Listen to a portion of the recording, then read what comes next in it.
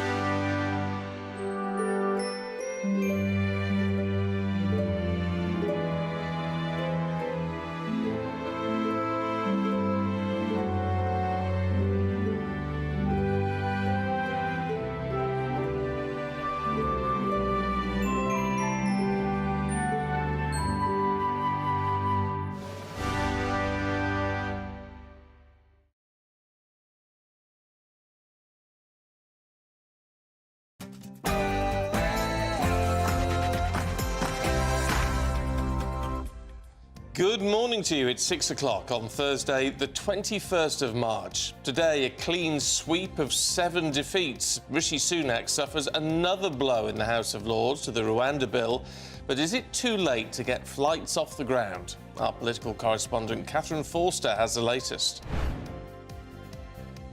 Yes, more bad news as the government defeated yet again in the House of Lords. What this means is it's not going to get the legislation through before Easter. It'll be a further delay. They still say they can get flights off in the spring, but it's going to be tight. I'll bring you more shortly.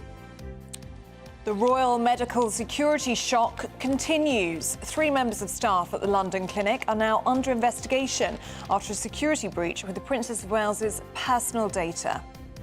A welcome fall in inflation, but with the interest rate announcement at lunchtime today, is the economy really turning a corner? We'll get the latest analysis. New polling shows 83% of parents believe the government should ban smartphones for under 16s. So, is it time to call them quits for kids? That's our debate later on this morning. And in the sport this morning, Wales play Finland in the first of 2 possible playoff games to get them to the Euros in the summer. More on Ben White and why he won't play for England. And there's life in the old dog yet. No, I'm not referring to Stephen this time. Andy Murray's words, not mine. Some significant contrasts in our weather today up and down the country. Find out what it will be like for you in the forecast coming up shortly. Morning to you. I'm Stephen Dixon. I'm Ellie Costello, and this is Breakfast on GB News.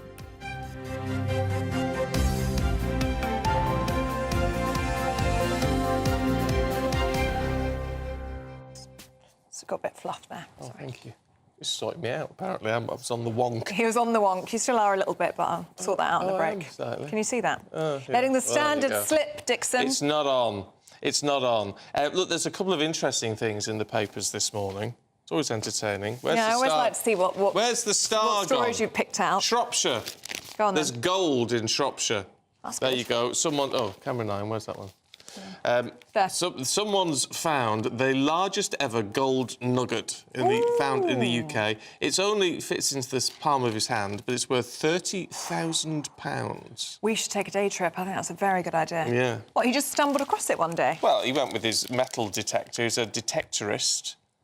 Oh, it's a good chunk. It's a good chunk. 30 grand. It does look like a chicken nugget, actually. It's about that size. Actually, it does, yeah. It's in this kind of shape, isn't it? Trust you to make it. Oh, talking of food. Oh, go on then. What? This is the other thing. I've got a couple of food things here. Greg's had an issue yesterday. Yep. And apparently, this is according to The Sun, it may be down to Putin. No time to pie. So it may be down to Vladimir Putin. How's it down to Putin? Hacking Greg's. And it's gone mad on social media. So, like cyber warfare? Yeah, stuff. in fact, someone put on social media a picture of 2 sausage rolls and said, "I will accept serious offers, no time wasters, please." Yeah. And the other thing is that Harry Kane statue, we'll talk about this with Coity a little bit later on. Is it made of chocolate? It looks like it is made of milk chocolate. Yeah, and is it? No. Oh, that's a shame. No, it's not. I thought that'd be great for It costs Easter. £7.5 grand. It's not a bad statue. It doesn't look anything like Harry Kane, which is the issue. Let me see. The nose Let me is wrong. squint. The nose is wrong. He's got quite a The big nose is wrong. He's got like an upturned nose like me. a little ski slope. But yeah, no, it doesn't actually look very much like him, actually. Should I hold it up there? But it does I look- thought it was made of chocolate, so that's actually a real shame. It does look like the world's biggest Easter egg. It does. And talking of Easter eggs, we are going to be talking about this a little bit later on, and I promise we will actually get to the task at hand, which is the government's Rwanda plan. But shrinkflation with Easter eggs, we're going to be talking about that a little bit later on. Apparently much smaller this year than they have been previously, but we're paying more. Yes. And that's something I've noticed in the shops, actually. I've been starting to gather my Easter eggs. So we're paying family more and for friends. less. We're paying more for less, exactly that. Oh, well, that's no good. It's no good at all. Let us know if you've spotted that in the shops as well. gbviews@gbnews.com.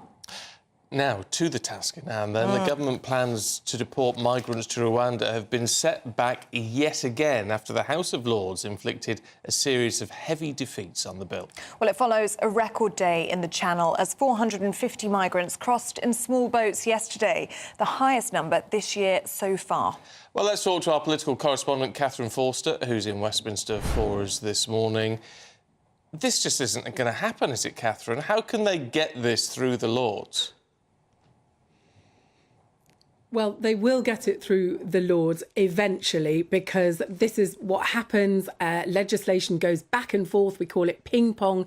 The House of Commons decides what they want to do. It goes to the Lords. They say, oh, we don't like this. We don't like that. We're going to tweak it. Sent back. And it goes back and forth until they finally get something that everybody can live with. And it is not the job of the House of Lords to block legislation. It is to revise it, but ultimately not to block it. So certainly, yes, it's more bad news for the government. It's going to delay getting this Safety of Rwanda bill onto the statute book because Parliament is going into recess after next Tuesday for 3 weeks for Easter. So now it's looking like middle of April before it's actually voted into law. Then no doubt there's going to be interventions from the courts, something that Rishi Sunak was determined would not happen, but seems likely to happen anyway. But the government did say they would get flights off in the spring. Now, spring, March, April, May, they are still hopeful they can get people on flights to Rwanda by the end of May. Now, there's many people think that it's simply never going to happen. Labour is saying, well, the government aren't really ready with this. Otherwise, they would have made sure that this was got through. Labour have also said that even if people do go to Rwanda and Labour come into power, they will then scrap the scheme that the government has spent over 2 years announcing and floating and saying we're going to get this done. Meanwhile, of course, we find that the government scheme to put asylum seekers on barges in old military bases, etc., that was supposed to save the taxpayers so much money, is in fact not cheaper than hotels. So it really is all an almighty mess. And as you just said before, hundreds of people still crossing the channel. So one of Rishi Sunak's pledges, stop the boats. At the moment, they're doing anything but. And how will this go down within the Tory party on that note, Catherine? Because as you say, this is one of the 5 key pledges of the Prime Minister. He said that those flights would be taking off. We now know that probably won't happen until at the very earliest June. And yesterday we saw that record-breaking day, 450 people crossing the Channel. And I'm sure there'll be many more coming in those good weather days in the summer. Yes, and badly is how it's going down within the Conservative Party, because, of course, this policy has led to sackings and resignations. Suella Braverman, former Home Secretary, Robert Jenrick, former Immigration Minister, have been saying very publicly this scheme is not going to work. It's not tough enough. Other people within the Conservative Party on the more moderate One Nation wing aren't very happy about this scheme in the first place. But I think Rishi Sunak will take some comfort. There's been a very fractious week or so. The mood in the Tory party is absolutely awful. But he met with the 1922 committee of backbenchers last night. He stressed to them that people thinking about toppling him, that ultimately they're not hurting him so much as they're hurting all of themselves and the Conservative Party, because the electorate tend not to vote for disunited parties, which the Conservatives very clearly are at the moment. The other good news, of course, is inflation. Yesterday, down to 3.4%. Hopes of cuts to interest rates, although probably not today. But the government thinking on the economy, at least, things are starting to go in the right direction. OK. Catherine Forster there for us in Westminster. Thank you very much indeed. Now, 3 staff members from the London clinic are being investigated of allegations that they tried to access the Princess of Wales's private medical files. The individuals could face prosecution under the data protection laws and also could be sued for damages by Catherine. Well, the Parliamentary Under-Secretary of State at the Department of Health and Social Care, Maria Caulfield, has said the matter has been referred to the Metropolitan Police, but a police spokesman said he wasn't aware of any referral. Well, joining us now is royal historian and columnist Martin Whittock. Very good to see you this morning, Martin. Good morning. And this is a headache for the palace, and it's a headache for the London clinic too. Yes, it certainly is. As you pointed out, Section 170 of the Data Protection Act 2018 says that a person commits an offence if they obtain or disclose personal data without the consent of the controller. And the reports are now coming in that perhaps up to 3 members of staff tried to access the data of Catherine, Princess of Wales. As you may remember, she was a patient at the London clinic on the 16th of January and then for 13 days.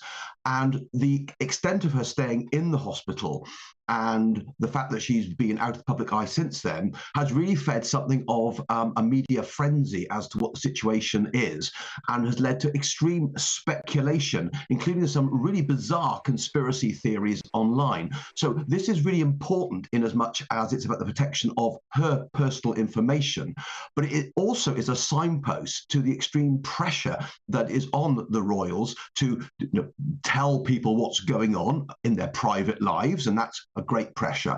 But it also reminds us of the flurry, the fury, the hurricane of interest in social media, which you might want to talk about in just a moment, because this week it has exploded again as to whether a body double was used instead of Catherine in a visit to a farm shop on Monday. So the whole thing is becoming really extreme around this particular issue. This is the big issue at the moment, but there's even more to it than this in terms of the media attention and the online social media attention. I mean, this is the problem, isn't it? Whereas the media seem to have behaved themselves a little bit in following on from what happened to Diana, Princess of Wales, of which this seems, remarkably similar in many ways. It's social media that has taken that baton in a way. And you're absolutely right, because basically we now live in a situation where social media is such a dominant force in society. Let me give you some stats. It's thought that since the accusations appeared on Tuesday, that on Monday, this appearance at a farm shop near where they live in Adelaide Cottage, near Windsor, actually featured a body double. There's no evidence for this whatsoever. In under 24 hours, these false claims about a body double racked up more than 12 million views on X, formerly known as Twitter, and more than 11 million on TikTok. And the most bizarre things are going around. Things like there's a divorce impending, that Kate has died. The most extreme things are being spread and then shared on social media. So we're talking about tens of millions of intrusive speculation. And you're absolutely right. It's because although the mainstream media is acting much more responsibly possibly now than under when Diana was facing this kind of scrutiny. We now live in the age of social media, and that is virtually unregulated, and it's becoming really quite extreme. Martin, do you think this whole frenzy around Catherine's health does highlight the fact that the royal family, the firm, isn't equipped to deal with this new form of media, this social media, because they can control to some extent, as you say, the traditional medias. They have relationships with royal correspondents. They're able to kill a story if they need to. But on social media, you don't have that kind of control, do you? It's millions of people spouting conspiracy theories. You're absolutely right. As you say, over decades, it hasn't always worked out well, but over decades, there has been this relationship built between the palace and the mainstream media. It hasn't always worked well. Sometimes it's gone very badly wrong. But the problem is there is no such control, no such relationship with social media. A lot of this, for example, is originating in the USA, not in this country, where there is intense interest in the royal family. Because there isn't that degree of control, because the self-regulation within social media is minimal, to put it mildly, and at times it feels to be non-existent, these extreme conspiracy theories emerge. And of course, in this situation, Catherine was in hospital quite a long time.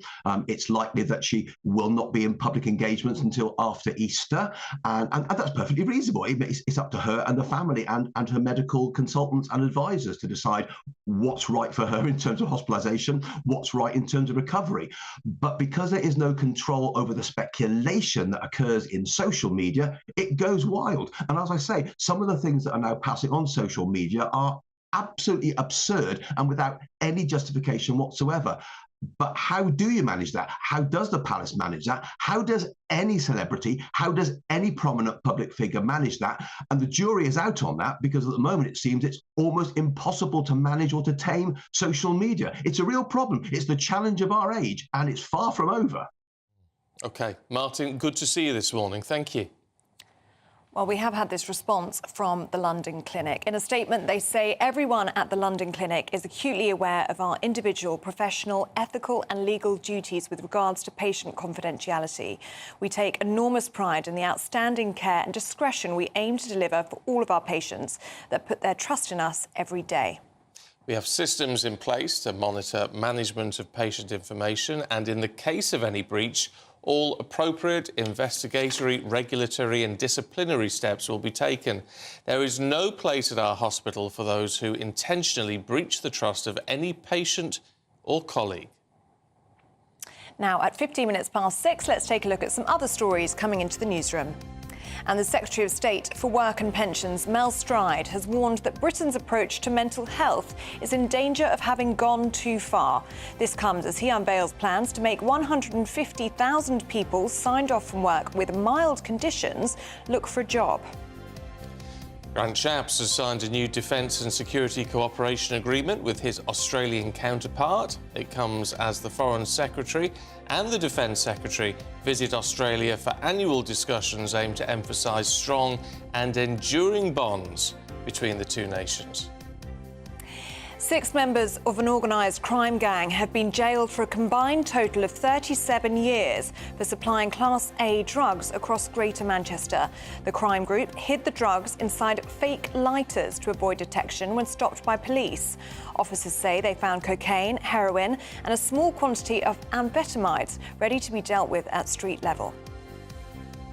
And bad news for chocolate lovers. In the latest example of shrinkflation, Easter eggs from brands including Maltesers, Lindt and Cadbury cost at least 50% more than a year ago, whilst others have shrunk in size. That's according to the consumer group Which.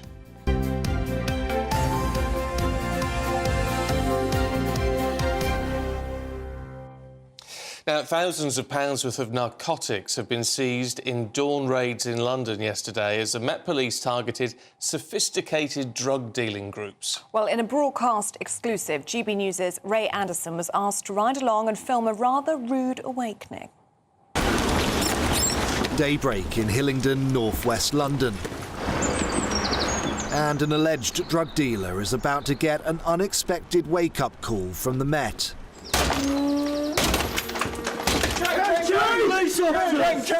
Inside the flat is a 29-year-old male suspect who police believe is part of a network distributing narcotics to over 100 people.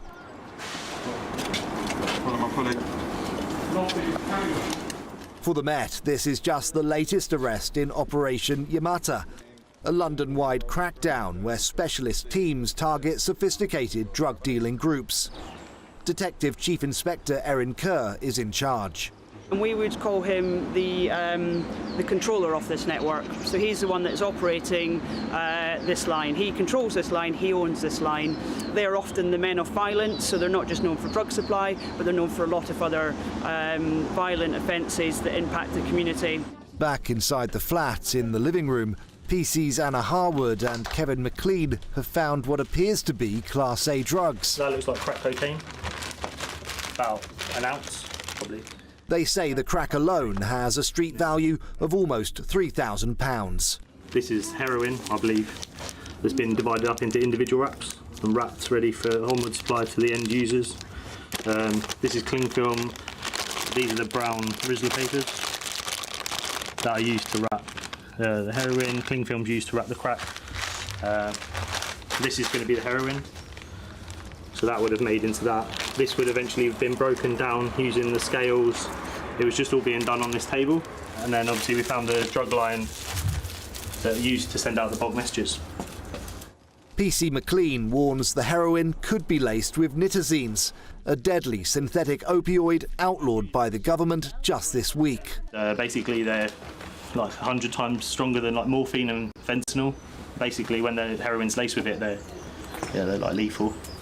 With this latest arrest under Operation Yamata, officers believe they've taken down the final connection in a London drugs line that's been operating for years, and thousands of pounds of Class A narcotics are off the streets.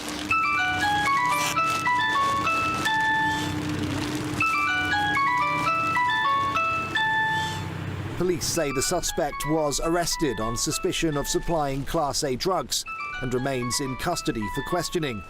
But until that news filters down to the streets, his suspected drug line will keep ringing off the hook. Ray Addison, GB News. That phone's irritating. It's very irritating. Dear me. All right, let's see what the weather's going to do for you today. Here's Aidan. Hi there and welcome to the latest GB News forecast from the Met Office.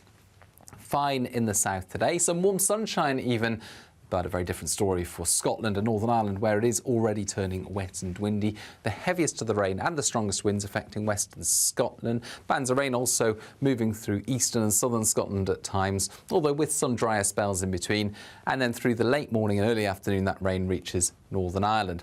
Now for England and Wales, a bit of rain for the far north of England, but otherwise plenty of dry weather, even some sunny spells, less breezy here, but even so, out of the breeze, it's going to feel pleasant enough, 15, 16 Celsius. Then the rain tumbles its way southwards overnight. It's going to affect northern England during the evening as well as parts of Wales before it tends to fizzle out and slow down on its journey south. It will eventually end up in the southwest, where it will be a damp start to the day. But the southeast avoids it through much of the night, although staying cloudy here and, as a result, frost-free. But a cold start to the day for Scotland, Northern Ireland, Northern England. Showers from the word go, interspersed by sunny spells, but it's not going to feel very spring-like with those showers coming in heavy at times and with snow falling above 500 metres for Scotland. The wind very strong in the north and northwest, brighter spells emerging across southern and southeastern parts later, but feeling colder. He's just spent the entire time reading about Easter eggs and going, because they've gone up £1. No, look, they've gone up £1, but they've shrunk by 20%. It's very serious this time of year when you're getting Easter eggs. I think it's really cheeky. That's what it is. 20% cut, yet the price remains the same, or worse, goes up by £1. It is Check cheap. it. So, a fruit and nuts, which is what I got for my mother, actually. I hope she's not watching it this time. She probably won't be up yet. 532 grams it was last year. This year, 400 grams, and they have the cheek to charge the same. Actually, that's quite a big chunk out, It is isn't quite a big chunk out. It's a mouthful. At least. Mouthful. Mind you, I can't scoff. I'm not saying the money doesn't matter. I went to the shop, supermarket yesterday. Struggled with that one. I did, and got a tub of buttery Yeah, spread butter's a bad stuff. one. Yeah, but it said it had a special price. You know, if you've got a loyalty card, it's a special price. And it was £1 off, but it came through on my little beeper at the full price. Did it? Well, did you go back to the desk? I went to the desk. Of course you did. Got me £1 off. Good. Good. Yeah. That's the way it should be. Well, there you go. Do let us know if you've spotted that in the shops, the shrinkflation affecting our Easter eggs, or indeed anything in the supermarkets, because it's happening a lot, isn't it? Biscuits is another one. Oh, well, I'll tell you what, if you want to not care about shrinkflation for a little bit, then you need our Great British Spring giveaway, because you can get tech, treats and £12,345 in tax-free cash. It's an amazing prize and it could be yours. Here's how. There's still time to win our giveaway packed with seasonal essentials. First, there's an incredible £12,345 in tax-free cash to be won. Cash to make your bank account bloom. Plus a spring shopping spree with £500 in shopping vouchers to spend in the store of your choice. And finally, a garden gadget package, including a handheld games console, a portable smart speaker and a pizza oven. For another chance to win the vouchers, the treats and £12,345 in tax-free cash, text GBWIN to 84902. Text costs £2 plus one standard network rate message, or post your name and number to GB03 PO Box 8690 Derby DE1 9TT. UK only. Entrance must be 18 or over. Lines close at 5 p.m. on Friday the 29th of March. Full terms and privacy notice at gbnews.com/win. Please check the closing time if watching or listening on demand. Good luck. Good luck indeed. Now, still to come, who is in the running for the BAFTA Television Awards this year? We'll be talking about that next.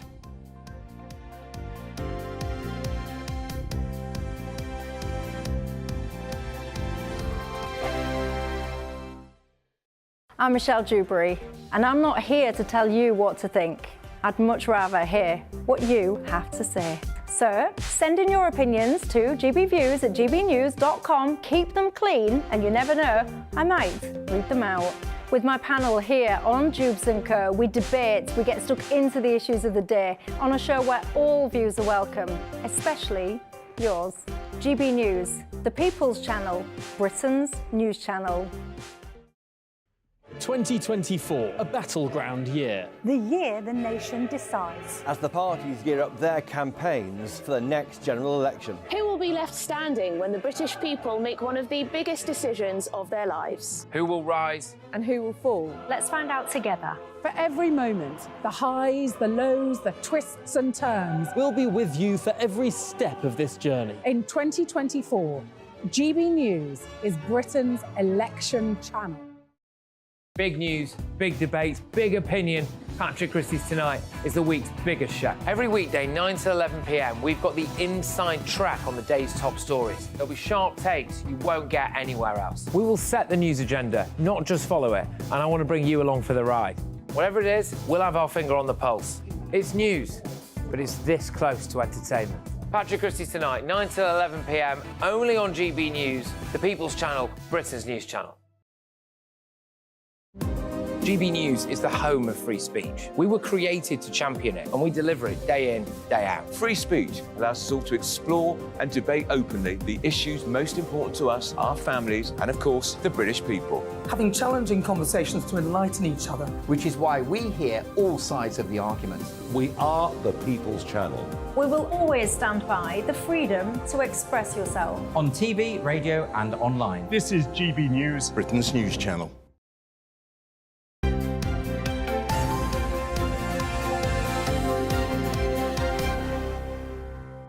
6:27 now. The stars and shows in the running for British TV's highest honours, the BAFTA Television Awards, have been announced for 2024.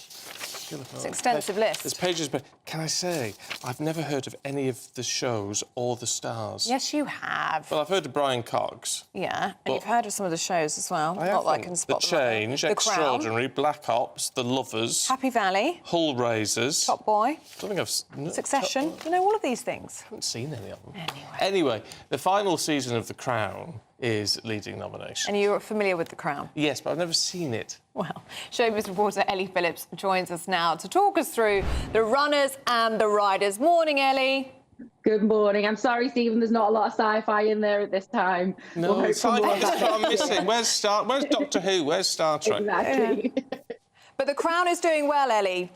Yeah, The Crown is doing well. So this is not just the BAFTA TV Awards, it's also for the Craft Awards. They kind of lump them all in together, even though they're two separate ceremonies. The Crown is leading with 8 nominees for season 6. And people are a bit like, oh, really? It wasn't the best season, but it is the outgoing season. Apparently, it's the last one. And so, yeah, and actually it's made history.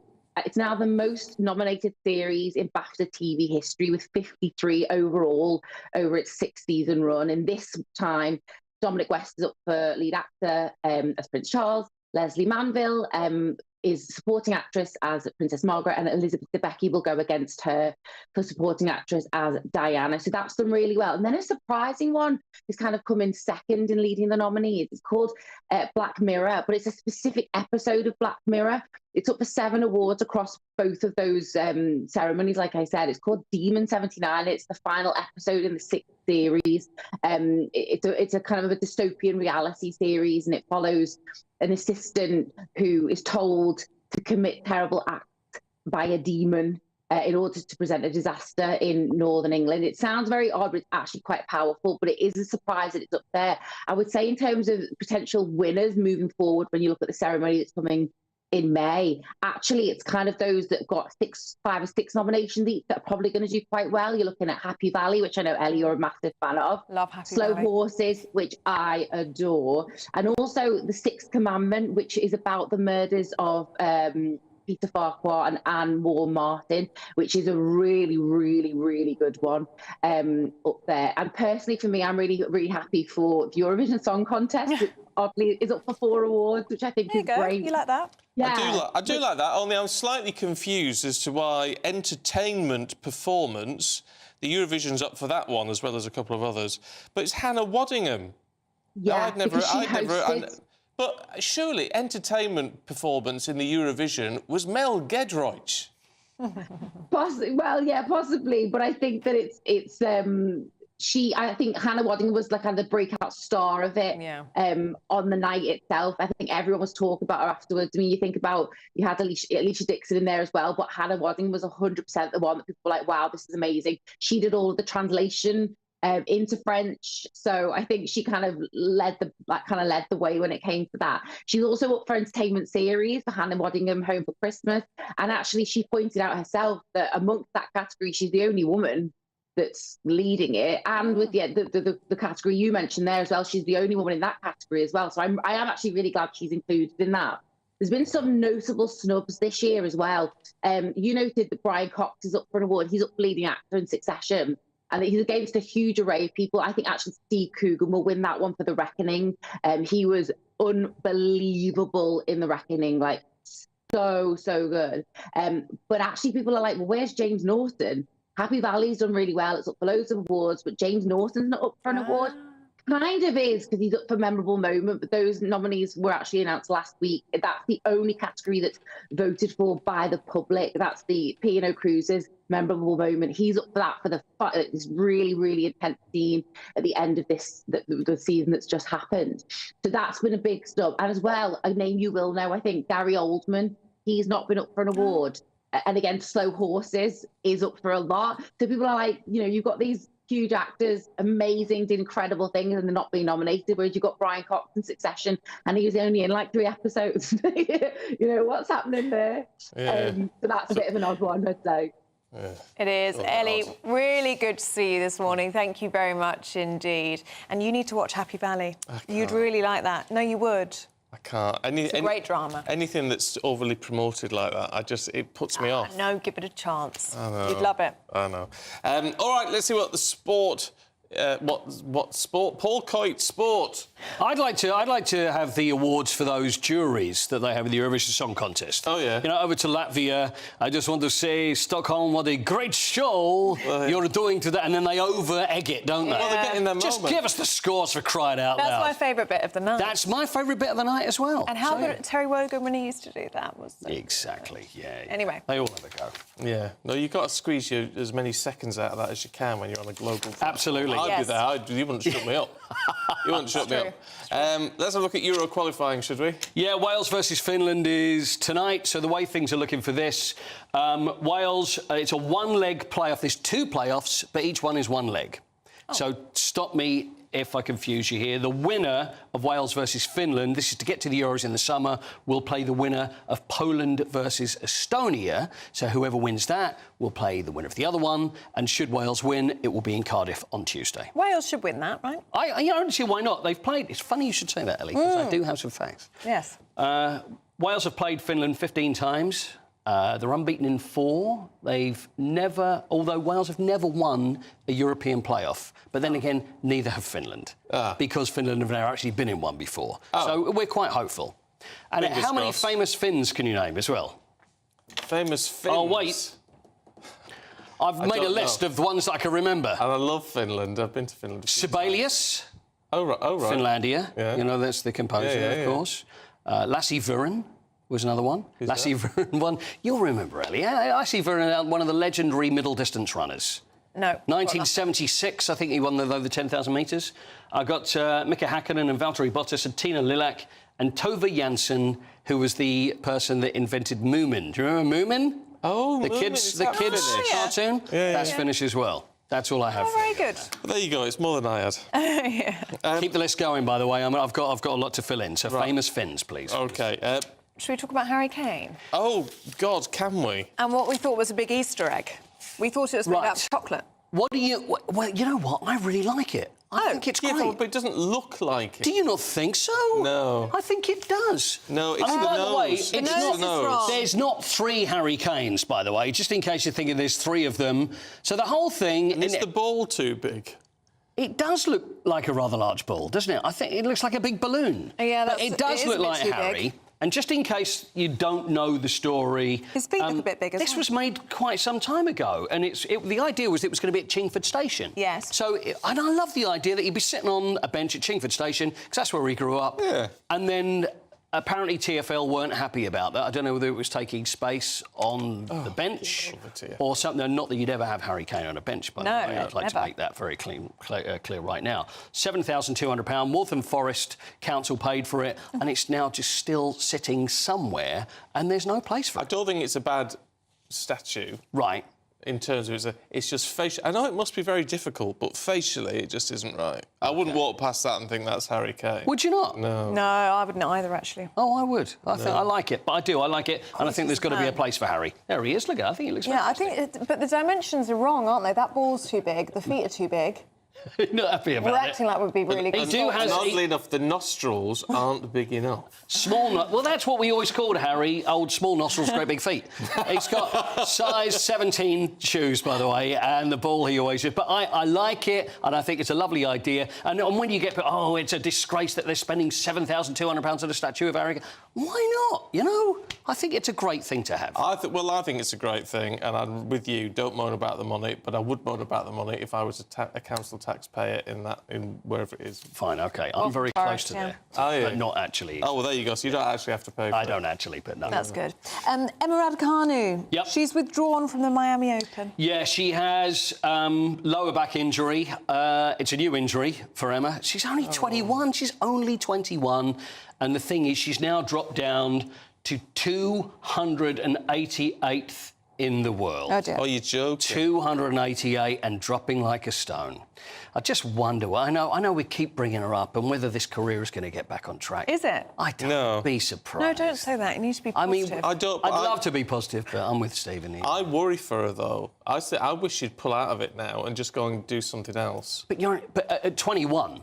You're not even reaching your peak. Quit, yeah. But the thing is, the career has gone back to front because the first thing she did was did really well at Wimbledon and then won the US Open, and now it's like just trying to come back. Surely that skill is still there.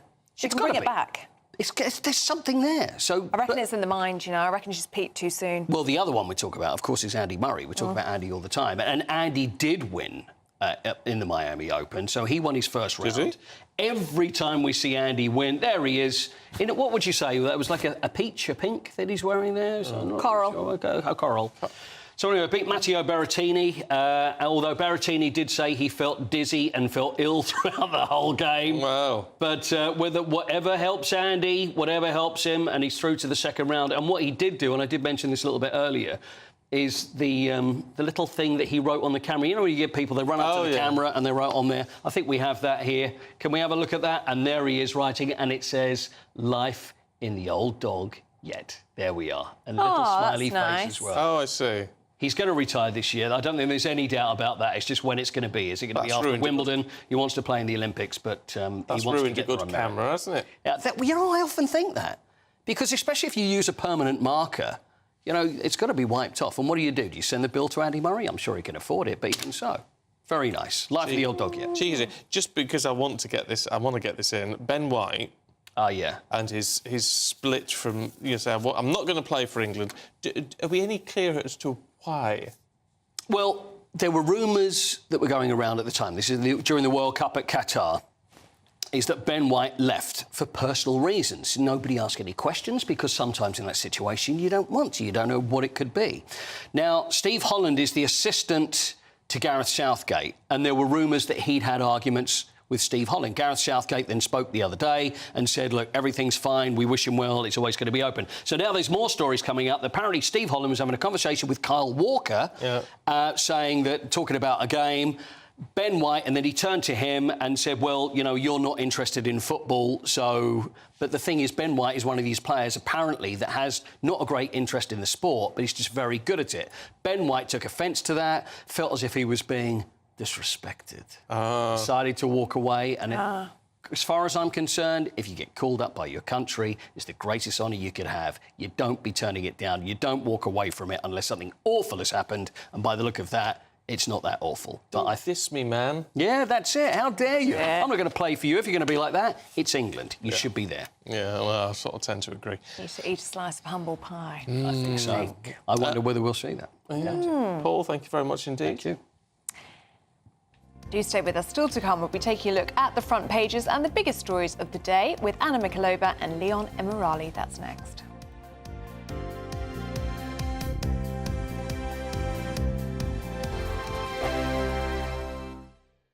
Nana Queer, weekends from 3 p.m. Should we put tobacco-style warnings on ultra-processed foods?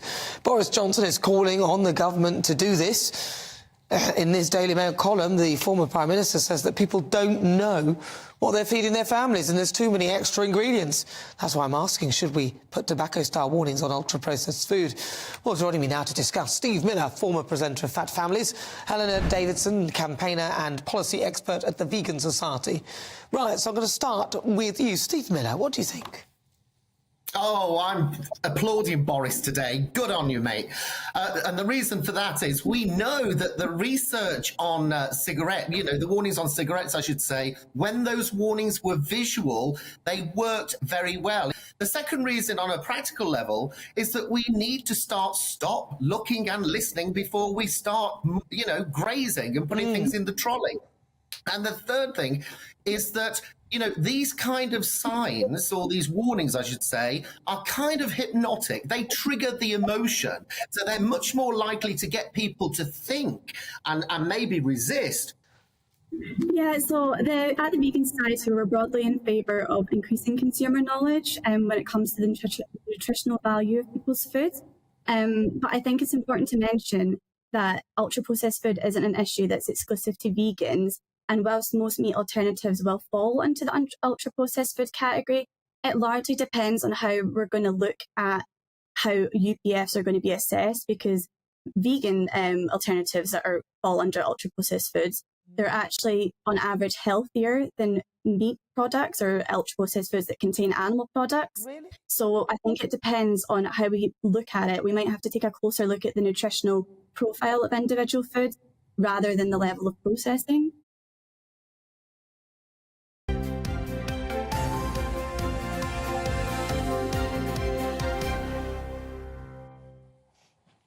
You go. Let's take a look at some of the newspaper front pages, should you? At 6:42.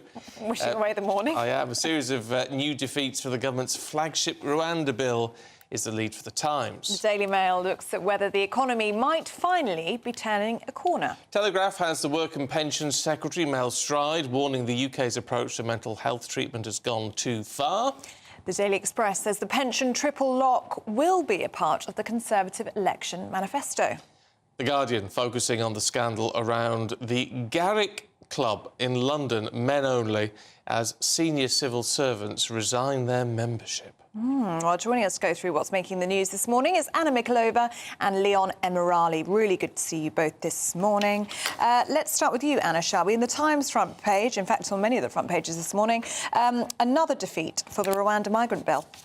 Yes, so, I mean, this is in the context of number 10, from all reports, did expect to have it go through the Commons today, this week.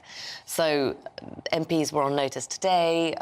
Everything was being lined up to actually finally pass it with the hope that the first flight can take off in the spring. And now this looks like it's just been all delayed, which... Is that naivety that they thought they'd get it, that it wouldn't be continuing? It's not entirely sure what's happened. I mean, it's not naivety that they'll get it through, because they will get it through. I think the level of the so-called ping pong with the House of Lords has been a bit greater than expected, but frankly, there was always going to be some ping pong.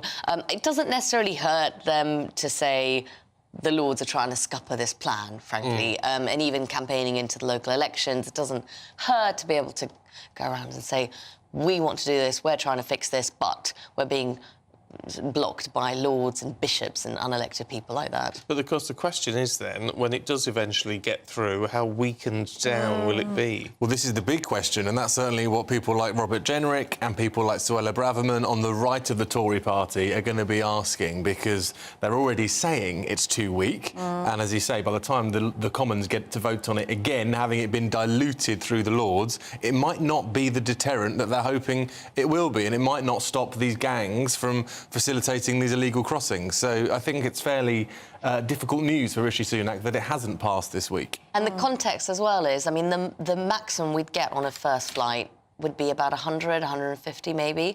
And when you look at the pictures in the papers today of over 400 people coming over in just one day yesterday, it shows the scale of the problem.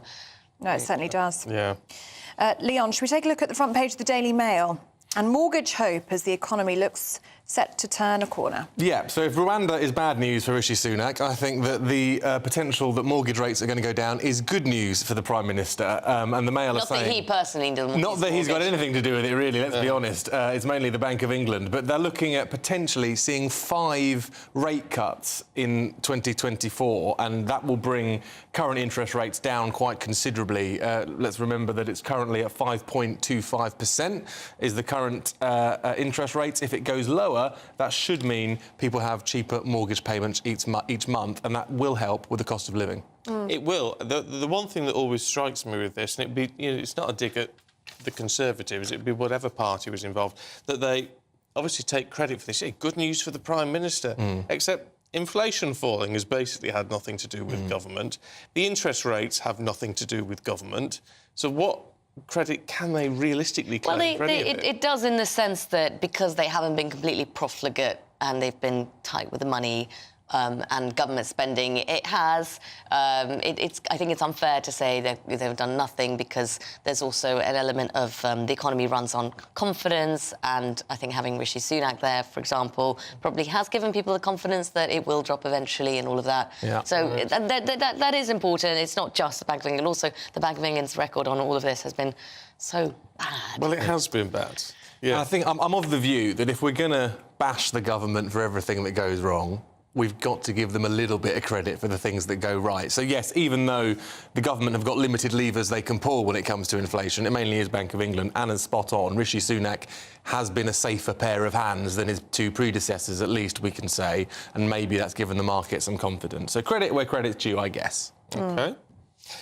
This is an interesting one. It's on the front of the Telegraph this morning. Work and Pension Secretary Mel Stride saying we've gone too far with how we view mental health. That what a ordinary life ups and downs, ordinary anxieties are being labelled as mental health problems. Yes, so, and this is part of an attempt by Mel Stride, by the government in general, to try and get people back into the workforce, people who are signed off work with mild conditions. He's basically saying that what he calls the normal anxieties of life are being taken, and people are almost being rubber-stamped. If they go to a GP and they say, I'm feeling a bit blue, he says, after a 7-minute appointment, 94% of cases, they'll be signed off as not fit to carry out any work whatsoever, which, if those statistics are true, I think most people say is pretty shocking. So, of course, we've had a very, I mean, in just a recent few years, a very positive development in people being a little bit more open about mental health. And he welcomes that. And he welcomes that. I think most people will welcome that. But you sort of, if you speak to mental health professionals, for example, they will say part of it's almost going too far, and it almost means that people with real conditions aren't getting the treatment they need or the attention they need. So it's a balance. It's a difficult balance to strike. It's an interesting one because it sounds. I mean, I tend to think it's common. It's a common sense approach. However, it's politically it's dangerous territory. Yeah, it is, and I think that the government have actually got a fairly good record on mental health, and the amount of money they're spending on mental health provision is much higher than in recent years. But I think what Mel Stride's trying to say is that, look, if you're just having a rough day, doesn't mean you've necessarily got a mental health problem. And I think that's something that younger generations in particular struggle with, where, maybe a rough day is just that, rather than needing some sort of medical intervention. Yeah. Do you think it is a generational issue? We hear a lot about Gen Z, Gen Z, just being well, clearly not if they're saying GPs are part of it. Well, I think the difference is that but you've got this... GPs enabling that generation. Yeah, you've got this sort of stiff upper lip that the generations before us, the baby boomers maybe had, whereas that's gone a little bit. And have we gone a bit soft, is I think the question that Mel Stride's really asking. Have we got a bit soft as a society and as generations within that? Perhaps. I think I might agree with him a little bit on that. Yeah, I wrote some youngsters I know who, when they're doing their exams, say, I'm so stressed, it's really problematic, I'm so stressed doing your exams. And that's because they thought that's what you sort of almost had to say. Of course, you're a bit stressed because you're doing exams, but that's just what exams are like. Yeah. Well, life can't be one smooth journey. It does have bumps in the road, and I think everyone has to accept that and doesn't have to necessarily say that it's a mental health issue. It's just a bad day. Yeah, your thoughts on that, actually, this one, because we're talking to the Shadow Work and Pension Secretary a little bit later on. So your thoughts on that, gbviews@gbnews.com. Leon, let's stick with you, shall we? The Daily Express front page. The pension triple lock will be in the Tory manifesto. Yeah, and it has been for the past few Tory manifestos. So no real news there, but I think it will be good news for a lot of people who are obviously receiving the pension, state pension. I think we spend far too much on pensions. 55% of the welfare budget in this country is spent on pensions. I think that is far too much, and I think talking about generational differences, I think younger generations are having to saddle the burden for that, and that's a problem. Send your angry emails to GB Views. To Leon Emirani. Yeah. So what should we do with pensions then? Well, I think it's important that people have worked all their lives, paid in all their lives. Quite right, and I think, whether or not you need a pension, whether or not you need to withdraw from the state pension should be considered properly. And I think if you've got money in the bank, if you've got property, if you've got money that you can afford to live on as a private individual, do you need to be taking from the state? Would be the question I would ask. But, of course, you're quite right. He's a bold man. No politician will ask that question. Bold and bold, Anna, I think, is the descriptor. What do you think, Anna? I think it's a very good point, and I think it's a huge issue that all politicians should be looking at and thinking about. But I think the honest truth is they're not going to be, just because no one will have the political capital to do so. I mean, ultimately, we've got to phase state pensions out, don't we? Ultimately, but not yet. Well, then certainly if you do that, you have to do other things as well. For example, really fix the problem of social care. You have to actually grapple with housing. It's not one thing individually. Other things will have to be fixed if that were to one day be the case. At the moment, the country is certainly not there. But as the population continues to be an ever-aging population, it should really be part of the debate on. Yeah. Now, what's wrong with an all-men's club? You ask me? Yes, I am. What's wrong with it? I don't think there's anything particularly wrong with it. Why is the Garrick Club coming under so? It's a posh London club for the posh types. There you go. I mean, it's not my idea of a good night out. I've got to be honest. I did enjoy that in the original Guardian story that broke they published the list of people who are members. They described it as apparently members describe it as a retirement home with nice wine. Well, fair enough. Well, and paintings clearly from those videos that were being shown. Listen, the Garrick is one of these London institutions that you hear about. I think it was famous for allowing the Queen once, but no other women. Occasionally, you get big rows about why aren't they allowing women.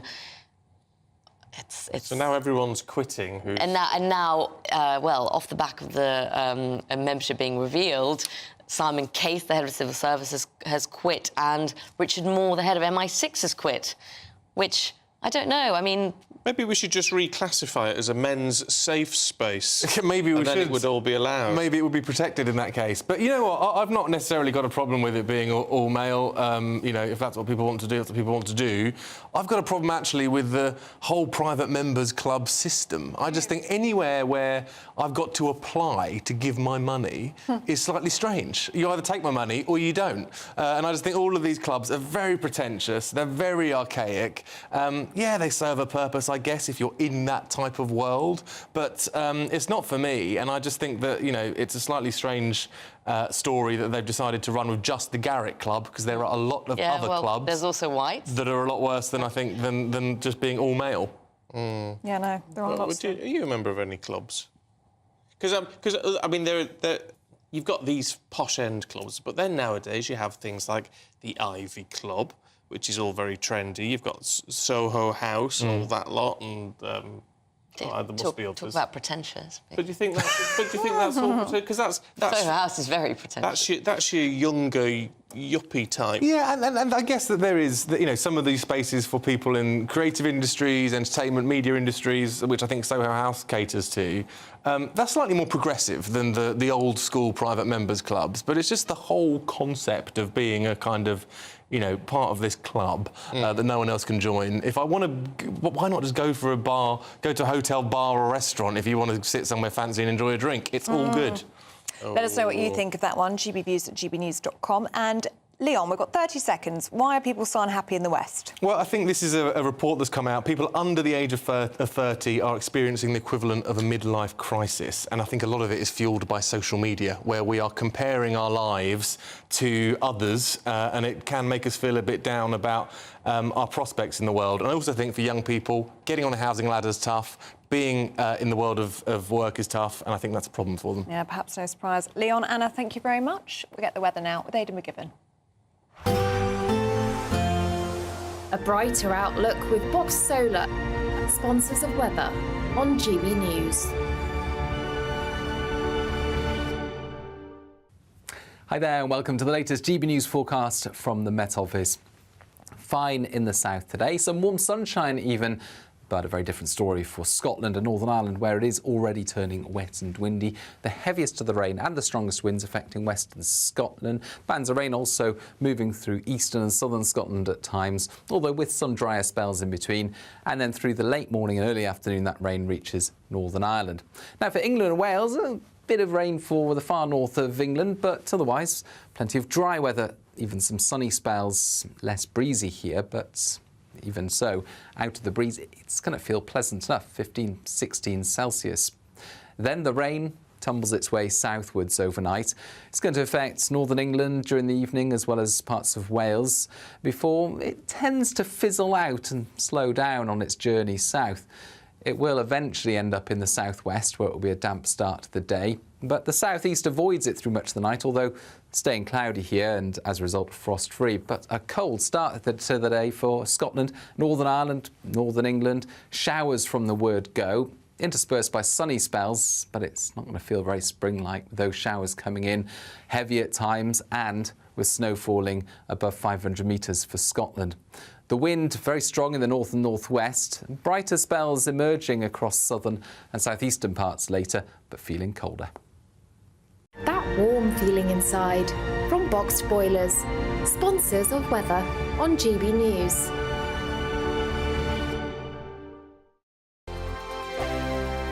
There's still time to win our giveaway packed with seasonal essentials. First, there's an incredible £12,345 in tax-free cash to be won. Cash to make your bank account bloom. Plus a spring shopping spree with £500 in shopping vouchers to spend in the store of your choice. And finally, a garden gadget package including a handheld games console, a portable smart speaker and a pizza oven. For another chance to win the vouchers, the treats and £12,345 in tax-free cash, text GB-WIN to 84902. Text costs £2 plus one standard network rate message. Or post your name and number to GB03 PO Box 8690 Derby DE1 9TT. UK only. Entrance must be 18 or over. Lines close at 5 p.m. on Friday the 29th of March. Full terms and privacy notice at gbnews.com/win. Please check the closing time if watching or listening on demand. Good luck.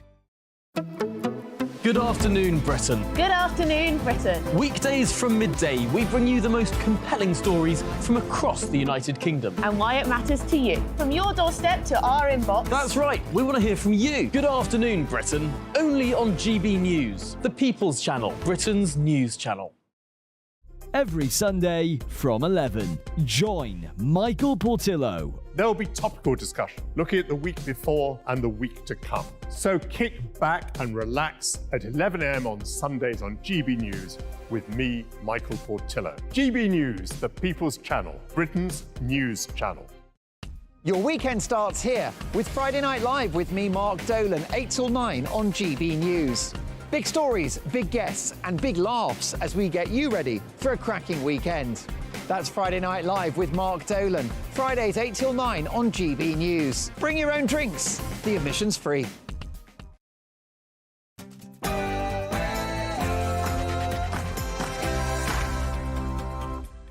Morning to you, 7 o'clock on Thursday, the 21st of March. Today, a clean sweep of 7 defeats. Rishi Sunak suffers another blow in the House of Lords to the Rwanda bill.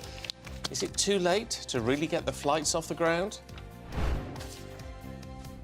Yes, over 2 years since Boris Johnson and Priti Patel announced that if you cross the channel illegally, you would be put on a one-way flight to Rwanda. More obstacles, more delays. Will flights finally take off in the spring? I'll bring you more shortly. The Royal Medical Security shock continues. 3 members of staff at the London clinic are currently under investigation after a security breach with the Princess of Wales's personal data. A welcome fall in inflation, but with the interest rate announcement due at 12 today, is the economy turning a corner? We'll get the latest analysis. New polling shows 83% of parents believe the government should ban smartphones for under 16s. So, is it time to call them quits for kids? That's our debate later on. And in the sport this morning, Wales take on Finland tonight, lose and they will not play in the Euros, win and they're only 1 game away. Andy Murray wins in Miami, says there's life in the old dog yet. And finally, Chelsea fans are revolting against the board, saying there's a lack of direction for the club. There we are. Some significant contrasts in our weather today up and down the country. Find out what it will be like for you in the forecast coming up shortly. Paul Coit, before you go, there's a compliment for you from Andy. Morning, Andy, who says, who is that wonderful sports presenter that you have on in the morning? Oh, it's not Aidan, is it? The right name? Yes. He is so funny and cheers up my whole day. Oh, Isn't that lovely? Andy, yeah. Have you noticed, did you recognise my email address? Very good. I do, of course I do. Thank you. I thought you'd like that, yeah. No, you can go on your merry way. Oh, yes. Oh, that's... You can skip out the all right, that's studio. it. Oh, I'll be back. Right. OK. More importantly, Andy, I'm Stephen Dixon. And I'm Ellie Costello. More importantly. And this is Breakfast on GB News.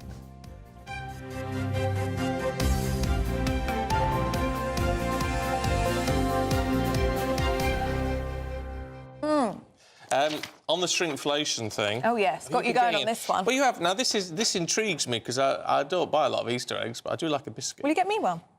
I hadn't thought of it, to be honest. Well, now you've been told. You want an Easter egg? Yeah, I'll get you one. Really? You get me one, yeah. Oh. OK, glad we cleared that up. OK. I know, I wasn't planning on it. Well... David says, have you noticed digestives are getting thinner? Which is intriguing. That would be quite problematic, because then you'd have to bake them differently as well. Well, I would think they're not dunkable. No, they might... No. If they're thinner, they'll break apart, won't they? You'd have to get the chocolate ones to make sure they stay together. Oh, yummy, yeah. Lee says, I've spotted shrinkflation in the shops with Easter eggs, but what I've also noticed is the same eggs from last year shrinking, so the eggs are getting smaller, but the box for it is doubling in size to make it look so much bigger. So it's really bad for the environment as well. Annette says the same thing, actually. Bought my Easter eggs this week. Hard to detect the size of eggs because the boxes are so big. The people this will disappoint mainly is children. Oh, that's true. So companies are indirectly cheating children. Well, yeah. It is disappointing for them, though. If they get a big cardboard box and then the egg's only yay big. Yeah, that's true. I don't think the boxes are quite that big. Shirley from Mansfield says, I don't do Easter eggs for my grandchildren, haven't for years. Instead, I buy a new themed beach towel with a themed gym bag or swimwear for their holidays. Oh, that sounds quite nice. I've done that one for the kids before, where you buy them something different, but actually really what all they really want is an egg. Chocolate. They do want chocolate. When I was a kid, my mum used to get a selection for me, a selection of Easter eggs, and I'd wake up Easter Sunday and there'd be at least 7. It'd be the best morning of the year. God, you must have been rich. No, I think I was quite fat, actually. Fat and rich. Probably on special somewhere. But anyway, that's long-ended. Now I'd be lucky to get a little lint bunny or something. Yeah. Even though that is lovely. But Really has also big. shrunk. I was reading that this morning. What you want is a proper-sized Easter egg that is a cream egg. The whole thing. Oh, no, that'd be like too a sickly. giant cream. Oh, no. Is that what you'd like, cream egg? Yeah. That's what I'll get you. Yeah. I like mini egg, just so you know. OK. Yeah, cream egg I could manage. There you go. Right. On with the news. The government's plans to deport migrants to Rwanda have been set back yet again. The House of Lords inflicted a series of heavy defeats on the bill. Well, it follows a record day in the Channel as 450 migrants crossed in small boats yesterday, the highest number of this year so far. Well, let's get the thoughts of our political correspondent, Catherine Forster. They must be holding their heads in their hands in number 10, Catherine. Yes, the bad news just keeps coming for number 10, doesn't it? So more heavy defeats last night in the House of Lords.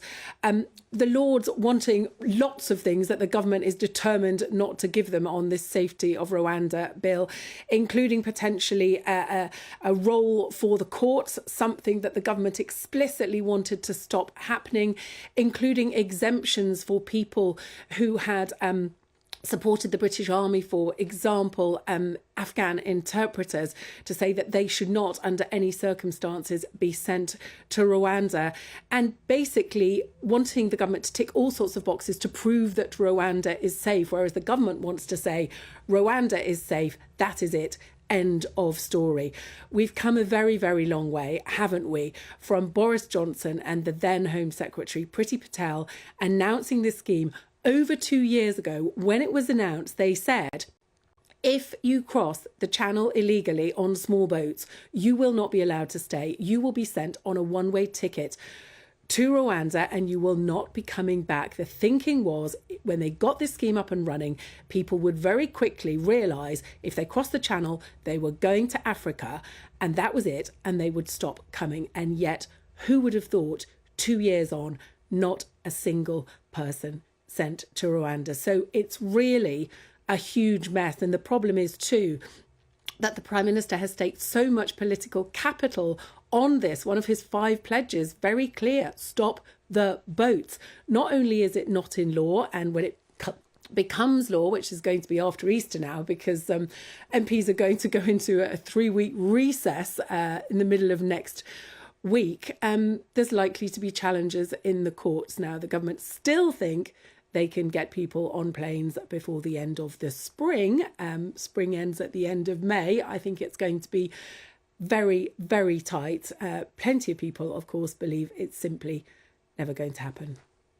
Well, Catherine, you just mentioned the parliamentary recess there. We just had a couple of emails in that I wanted to share with you and put the questions to you because you will know. Ian from Leicester says, if this bill is so important to the PM to get the flights off, why are they having this 3-week delay bringing it back to the Commons? Keep the Parliament in session until it passes.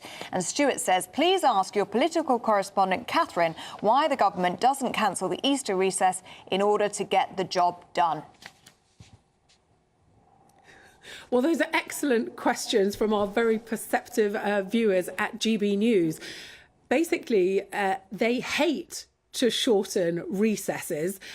They will only do it in the most exceptional circumstance. And sure, you could say that this is an exceptional circumstance, but this is not the only problem that the government is facing, because Rishi Sunak, there's a potential civil war bubbling along barely beneath the surface in the Conservative Party.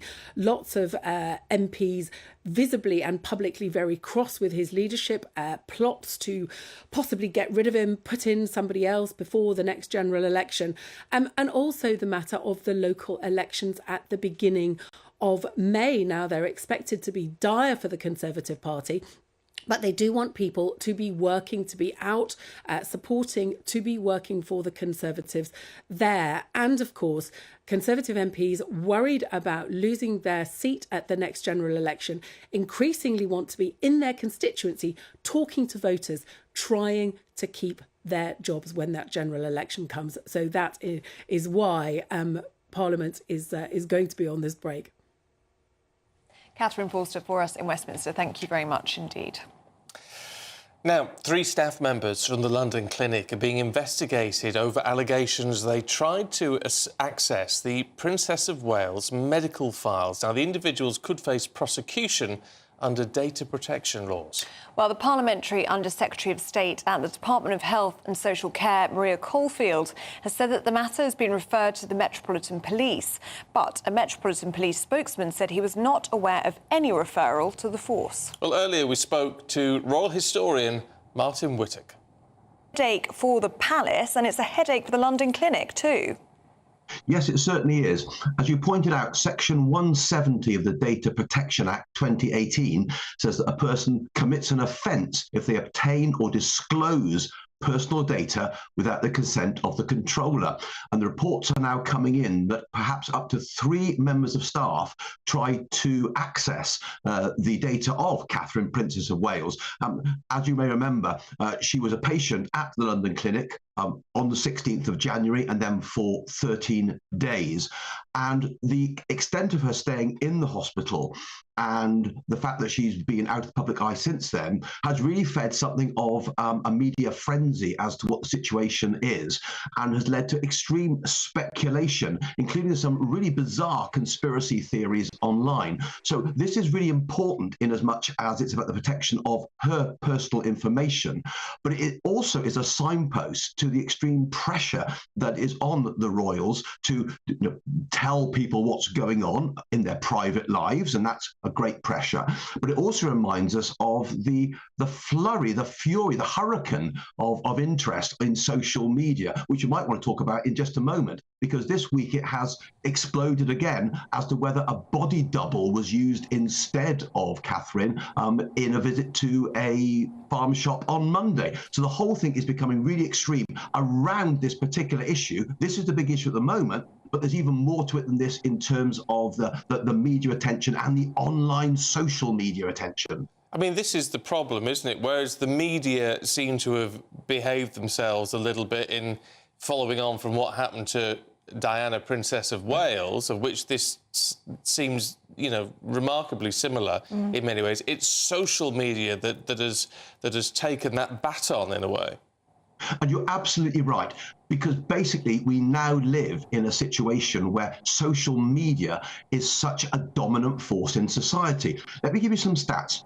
It's thought that since the accusations appeared on Tuesday, that on Monday, this appearance at a farm shop near where they live in Adelaide Cottage, near Windsor, actually featured a body double. There's no evidence for this whatsoever.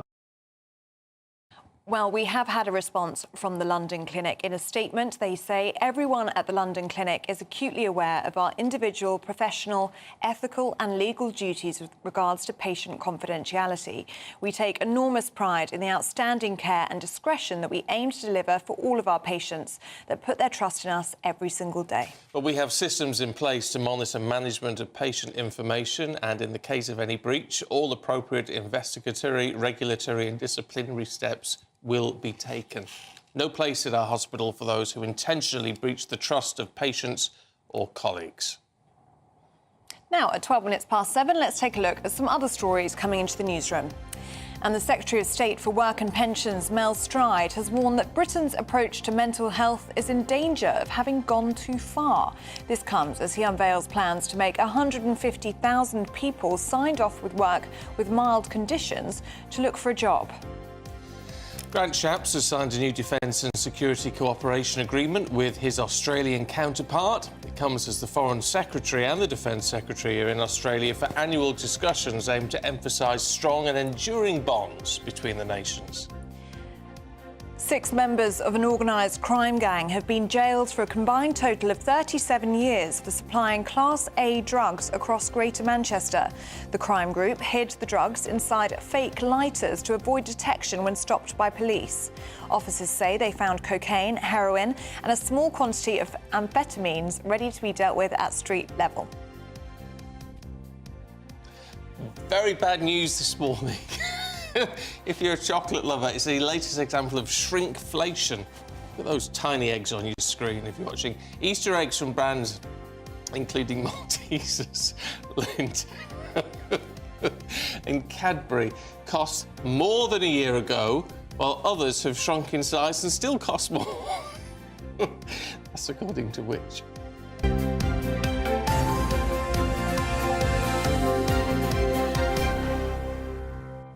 Good news, though, because for only £7,200 you can have this life-size chocolate statue of Harry Kane. Now, this is the new statue thing that we still don't know where they're putting it yet, but it does look like it's made of chocolate. I prefer if it was made of chocolate, I think, for that money. I mean, it looks delicious. It does look very good. Frankly, if that was... It really looks like milk chocolate. That was a nice Easter-themed Harry Kane statue. Yeah, they haven't sort of bronzed it. It just looks perfectly edible. Yeah, it looks a bit like chocolate, doesn't it? But yes, do keep those views coming in on shrinkflation, especially the Easter eggs. It is happening out there, people.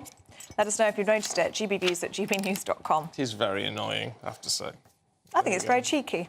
Well, Because they're charging the same or even more for less. And we're in a cost of living crisis. Yeah, but there has been all the inflationary costs that they've had to deal with, and there is a shortage of cacao at the minute. Oh, is there? Oh, you're across the finer detail. Yeah, the cacao harvest has been very bad in the last year, so that's why the price of chocolate has gone up because of that, actually. Where did you learn that from? I don't know. He knows a lot of stuff. I don't know where you get this from. I soak it up like a sponge. You do soak it up like a sponge. But I don't know where it comes from. Maybe I dreamt it. I don't know, but I don't think I did.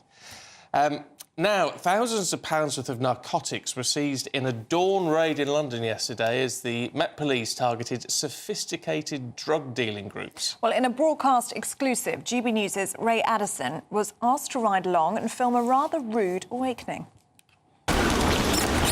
Daybreak in Hillingdon, northwest London. And an alleged drug dealer is about to get an unexpected wake-up call from the Met.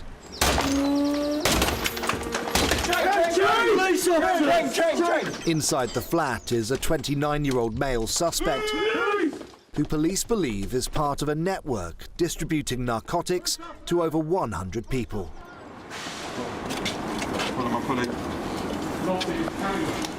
For the Met, this is just the latest arrest in Operation Yamata, a London-wide crackdown where specialist teams target sophisticated drug-dealing groups. Detective Chief Inspector Erin Kerr is in charge. And we would call him the controller of this network. So he's the one that's operating this line. He controls this line, he owns this line. They're often the men of violence, so they're not just known for drug supply, but they're known for a lot of other violent offences that impact the community. Back inside the flat, in the living room, PC's Anna Harwood and Kevin McLean have found what appears to be Class A drugs. That looks like crack cocaine. About an ounce, probably. They say the crack alone has a street value of almost £3,000. This is heroin, I believe, that's been divided up into individual wraps and wrapped ready for onward supply to the end users. This is cling film. These are the brown Rizzler papers that are used to wrap the heroin. Cling film's used to wrap the crack. This is going to be the heroin. So that would have made into that. This would eventually have been broken down using the scales. It was just all being done on this table. And then obviously we found the drug line that used to send out the bulk messages. PC McLean warns the heroin could be laced with nitazines, a deadly synthetic opioid outlawed by the government just this week. Basically they're like 100 times stronger than like morphine and fentanyl. Basically when the heroin's laced with it, they're like lethal. With this latest arrest under Operation Yamata, officers believe they've taken down the final connection in a London drugs line that's been operating for years, and thousands of pounds of Class A narcotics are off the streets.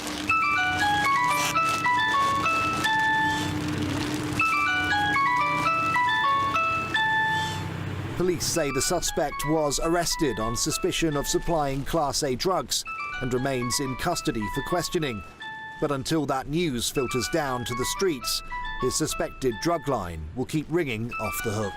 Ray Addison, GB News. Right, I mean, I don't know what to say to Debbie, who's been in touch. Morning, Debbie, because she's very, very upset. Oh, is she? Why? She's very upset, but also slightly greedy. I don't know. What's she said? Morning, Debbie. Morning, Debbie. Don't listen to him, he's being mean. I know, I'm only joking. I am accompanying my brother on a road trip to Somerset to pick up a roof tent. Oh. Actually, I've seen those. They're very good. You sort of sleep on the top of your car.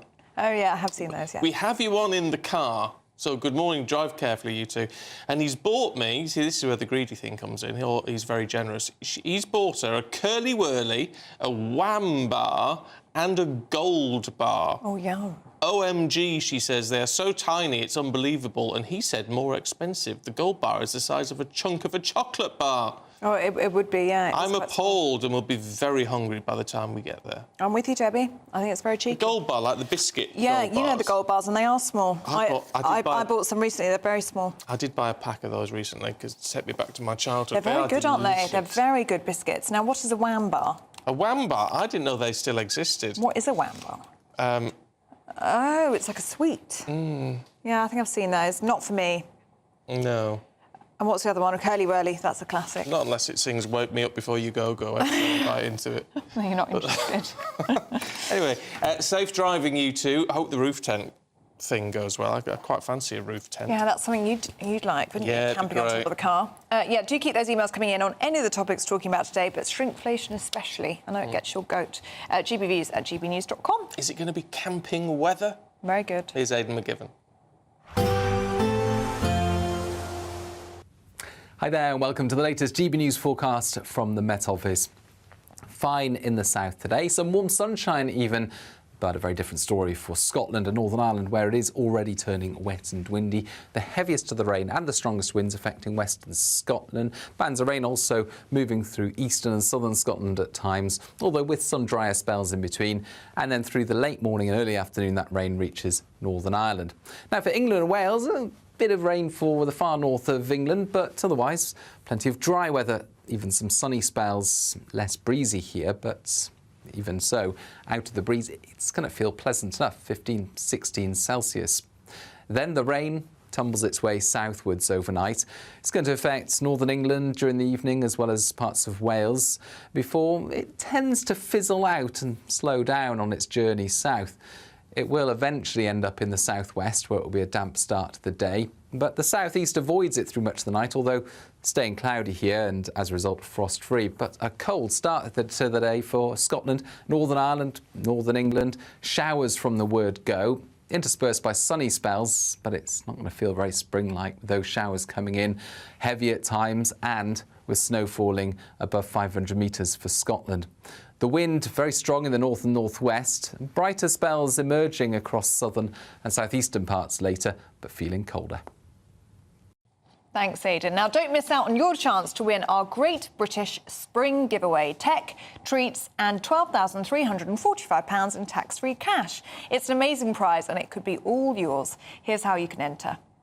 There's still time to win our giveaway packed with seasonal essentials. First, there's an incredible £12,345 in tax-free cash to be won. Cash to make your bank account bloom. Plus a spring shopping spree with £500 in shopping vouchers to spend in the store of your choice. And finally, a garden gadget package, including a handheld games console, a portable smart speaker and a pizza oven. For another chance to win the vouchers, the treats and £12,345 in tax-free cash, text GBWIN to 84902. Text costs £2 plus one standard network rate message. Or post your name and number to GB03 PO Box 8690 Derby DE1 9TT. UK only. Entrance must be 18 or over. Lines close at 5 p.m. on Friday the 29th of March. Full terms and privacy notice at gbnews.com/win. Please check the closing time if watching or listening on demand. Good luck. Still to come for you, should we restrict access to phones for under 16s? We're debating that in just a moment.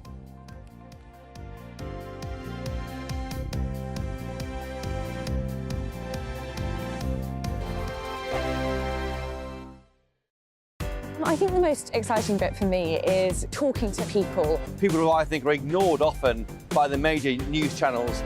We're going to give news they want to hear. There's a voice there that needs to be heard. I think there's a chance here for a diversity of opinion to be expressed, which you don't find elsewhere. It's really exciting. We don't hold back. We're free to say how decisions that are taken here affect us all around the country.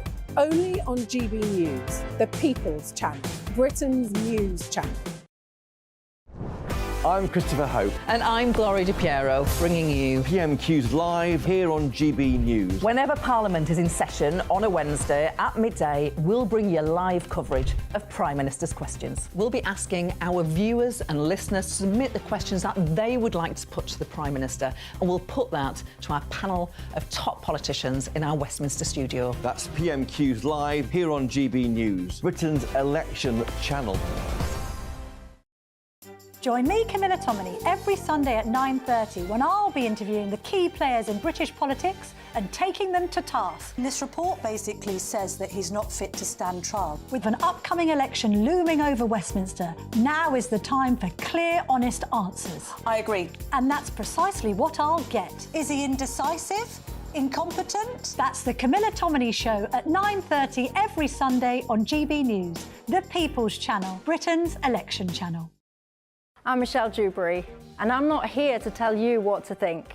I'd much rather hear what you have to say. So, send in your opinions to gbviews@gbnews.com. Keep them clean, and you never know, I might read them out.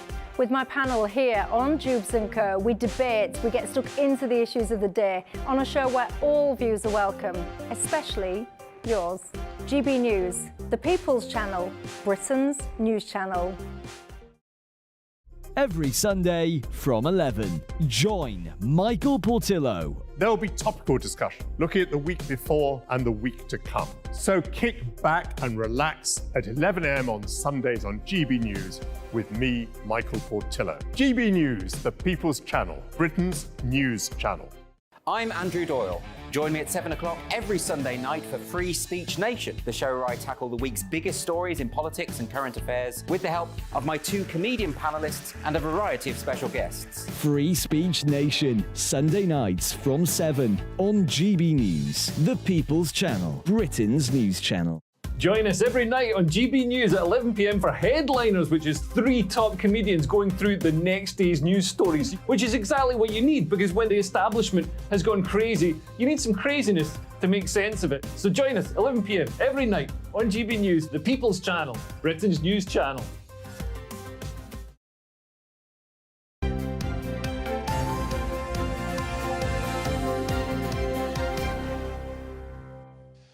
7:26 morning to you. We're talking about pensions, actually, we were talking about earlier on. They've got you going. But Christine, I just have to point this one out. Christine says pensions are prepaid, aren't they? Why do you say this generation is paying for pensioners of today? Because they are. That's the stuff you paid, Christine, in your early working days, paid for the pensioners of that era. It's not all put away in a bank account and locked away till you retire. It's not how it works. So the money we contribute now is spent now on the pensions of now. So I'm paying the pension, you're paying the pensions of people who are currently claiming it, and it will be our children and grandchildren who pay our pensions when we get to that age. That's just how it works. Helen says, I'm furious about the comments just made regarding the state pension. For those of us that worked and paid our national insurance for 50+ years to provide us with the state pension, it's insulting to be constantly blamed for the state of the government's spending. It's not a benefit if you've paid for it. P.S. Pensioners do pay tax too. Yeah. Says Helen. It's technically a benefit, but Barbara says, I worked for 50 years, from 15 to 65, paying tax and national insurance. How dare anyone say we should not get state pension unless we live a pauper's life? Yeah, and on that note, Russell says he gets £157 per week. I've worked all my life. Can your guest live on that? Says Russell, who's a 75-year-old pensioner. But as I said, the fact, I think it will be phased out. At some point. And partly because, of course, the Chancellor said he wants to get rid of national insurance contributions. And that can only... Yeah, but that would just be lumped into income tax. Well, it would, but unless you're going to put income tax up a lot, then it's going to ultimately mean that maybe not my generation, but maybe the maybe me. Different generation. We probably are. We are. But I think the generation behind you... Oh, that's all right, then. Won't be paying national insurance, won't get a state pension. Yeah. I think that's how it's going to work. Gen Z. Oh, is that Gen Z? What, are you a millennial? Millennial. Back end of millennial. Oh. Don't know what I am. Boomer. No, I'm not boomer. I'm not a baby boomer. They're 50s and 60s, aren't they? I'm a 70s baby. What's that? If you know, GBViews at GBViews.com. Yeah, let us know. Now, a poll has suggested that most parents believe the government should ban smartphones for under 16s. Yeah, 4 in 5 felt that smartphones were harmful to children and young people. Well, now the charity Parentkind, who conducted the survey, are calling on all political parties to include a ban on smartphones for children in their manifestos for the upcoming general election. So, should access be restricted? Let's talk to parent, a medical clinician, Izzy Montague, and political commentator Alex Petropoulos. Good to see you both this morning. Izzy, what should be done? I believe that no child should be having, it's not a requirement, a mobile phone. I don't think it's necessary at all. Most of us grew up, we didn't have smartphones.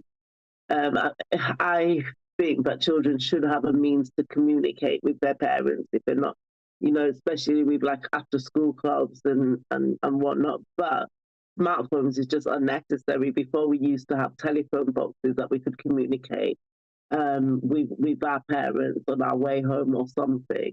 So maybe just a standard, I would say one of those block phones when mobile phones first came out. And, that should be necessary. I don't understand why parents will need to get their children smartphones, especially the latest phones available. It's just not necessary at all. Alex, what do you think? Well, I think that, it's up to the parent. It's up to each parent to decide what's appropriate for their children. I don't think we need a blanket ban. I don't think we need the government to come in and say, this is what you've got to do for your child. I think each parent knows their kid the best and knows, this is the appropriate maturity for them. I think that to say that we should go back to all carrying around Nokia bricks as children, I think that's a bit silly because no one uses those anymore. And I think it's an important skill that children have to learn, learning how to use a smartphone. I think that there are trade-offs, there are benefits, there are costs, there are potential harms, but there are ways to mitigate against those without banning them for all children. And I think at the end of the day, we should put our trust in parents and we should help parents make those decisions for their children rather than... But with the best will in the world, Alex, the problem seems to be social media, doesn't it? And actually the impact that is having on young people. Well, a parent may think, well, my child, who's been told not to go on TikTok and Instagram and all the rest of it, they're still going to do it. If they've got access to it, they're still going to do it. So perhaps that decision needs to be taken away from them. Well, I would have to disagree, because I think that there already are a lot of tools in place to help parents. You gave TikTok as an example. You can go on TikTok as a parent, you can log in on your own account, you can pair your account with your child's, and that gives you control over what your child sees. It gives you control over, can your child get messages from strangers? What sort of content moderation are they going to get? Most people don't know about the fact that that's even a setting. What we need, if we're making a big campaign to protect children, maybe we just need a campaign to actually inform parents about the tools that already exist, rather than getting a bit overexcited and getting a bit in a frenzy of wanting to ban phones or wanting to put the blame on social media. I agree with what you're saying. I mean, I definitely feel that the government shouldn't, be stepping in to, I am totally against anybody stepping in place of parents to remove what parents make decisions on. But it's not so much to do with what parents are making decisions on. I think it's more to do with what is available in the first place. I mean, social media, I agree with what you're saying in terms of parental control, you're saying, and that is fine. But I don't think even some parents know how. I think some of these social media sites are worse than knives, to be honest. And I don't think people understand how toxic this can be for children growing up. And I think it's just kind of like mediocre that, oh yeah, you can restrict and everything else. But I don't even think it should be available at all. I don't think no child needs, TikTok accounts, even with the best restrictions available. It's just not necessary. The whole point of having a phone is so you know where your child is. Why do they need to be having access to any type of social media site? It's just not necessary. Because, let's get back to children, going to clubs and meeting people a safe way. We don't need mobile phones, as a smart device at all. You have tablets where you can see what your child is doing at home. Why do you need a mobile phone other than to communicate and say, hello, I'm home, I'm waiting for the bar? That's it. OK, look, we've got to leave it there, sadly. Alex and Izzy, thanks very much indeed. Would love your thoughts on that one. It's a tough one. I think it's very easy to come to a conclusion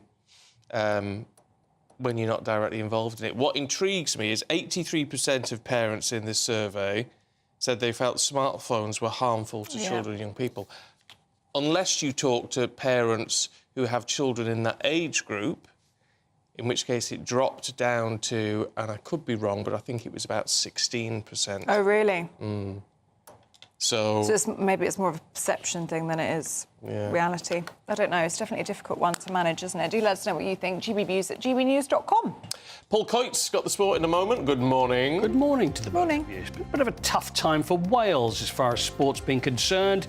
Terrible time in the Six Nations, but in football tonight they'll be taking on the Finnish. They'll hope to finish the Finnish and beat the Finns. And if they do, they'll be one game away from the Euros in the summer. We'll talk about that in a second.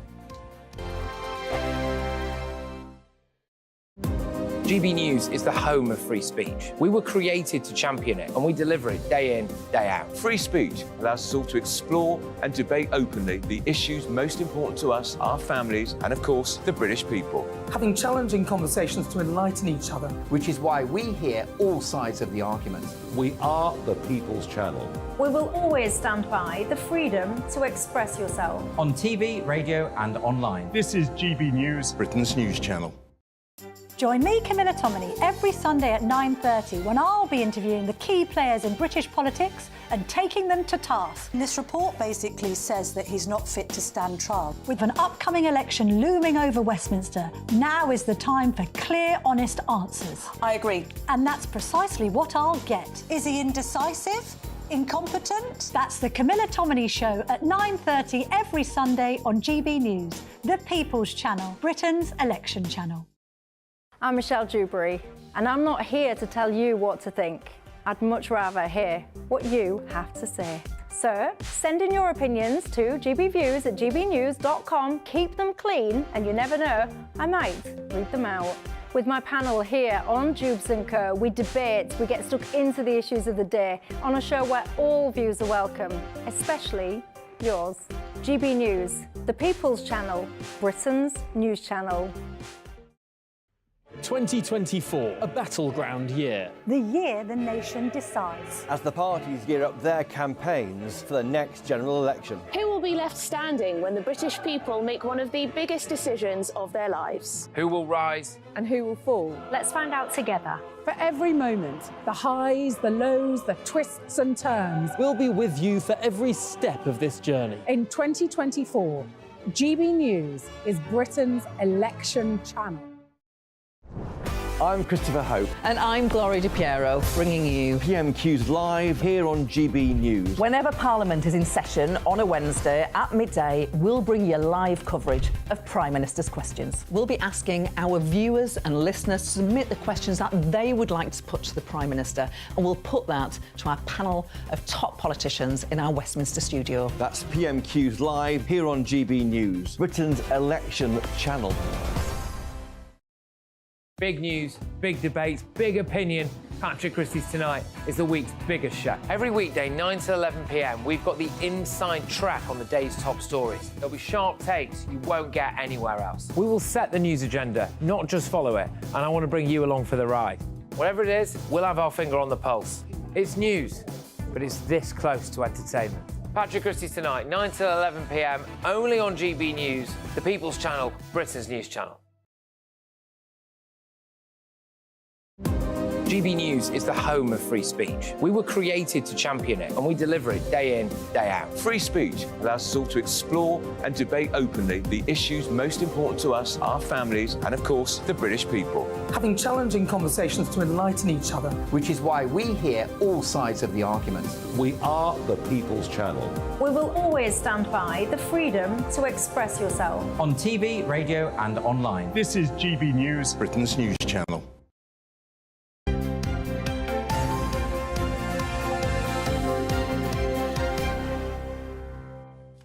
Another lovely email in about Paul Coit. Very popular this morning, Liz. Where are our lovely emails, hey?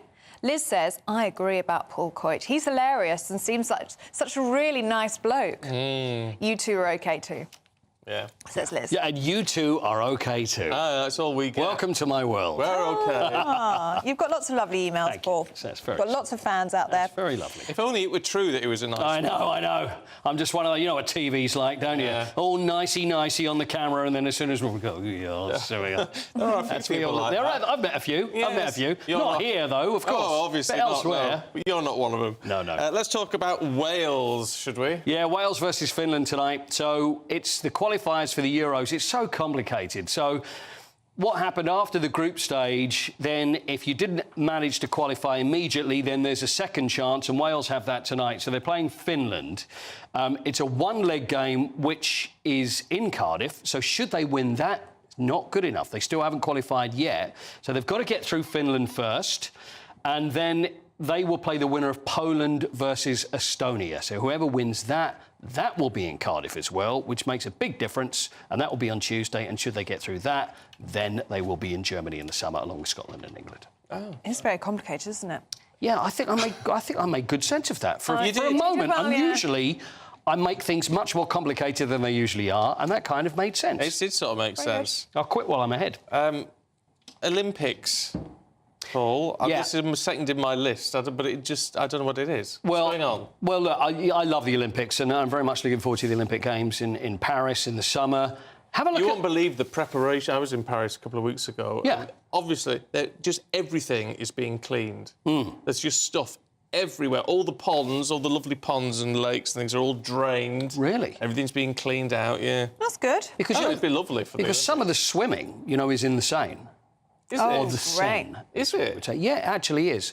It's for the... That's very brown. I know, but they are cleaning it, and they spent millions or billions or trillions or gazillions even on this huge machine. Now, this is not my subject, but which is cleaning the water of the Seine, which is underneath. So they're hoping that should the weather stay good, because then the rain would affect the Seine. God, it sounds like My Fair Lady now. The rain and the Seine falls. But anyway, they're basically saying that the river should be extremely clean. Right. But there's something else that's being manufactured. Have a look at this. Tell me what you think that is. Now, that is a very, very important part of the Olympics, that blue, purpley thing. Not him. He's having a good look at it, though. Look at him. He knows what he's doing. Unless he... Look, there it is. Oh, See that on there? What do you think that is? There it is. It looks like the material on a treadmill. Well... Is it a track? You're very good. Good work by both of you. That was good team effort. I led the way there. Excellent. Treadmill, straight to the track. That's it. That's the track. You were hoping that we'd get that wrong. No, I was hoping you'd get it right. Is it going to be purple? I imagine it will be purple. That's a very good question. Regal. Because often when you see these factory shows and they say, you know, it starts off purple and then we add the dye, but I think that probably will be more indoor. So they're going to lay that out? Yeah, so that will be laid out. It's quite bouncy as well, and that is the actual track for the Paris Olympics. Oh, there you manufactured. Go. Oh, that's exciting. Now, what... I was going to say a flipper, so I'm glad I said... Yeah. Chelsea fans, are they unhappy? They are unhappy. They've had a lot of success, Chelsea, but at the moment, under Todd Boehly, who is the American that came in and bought them, he spent a huge amount of money on players.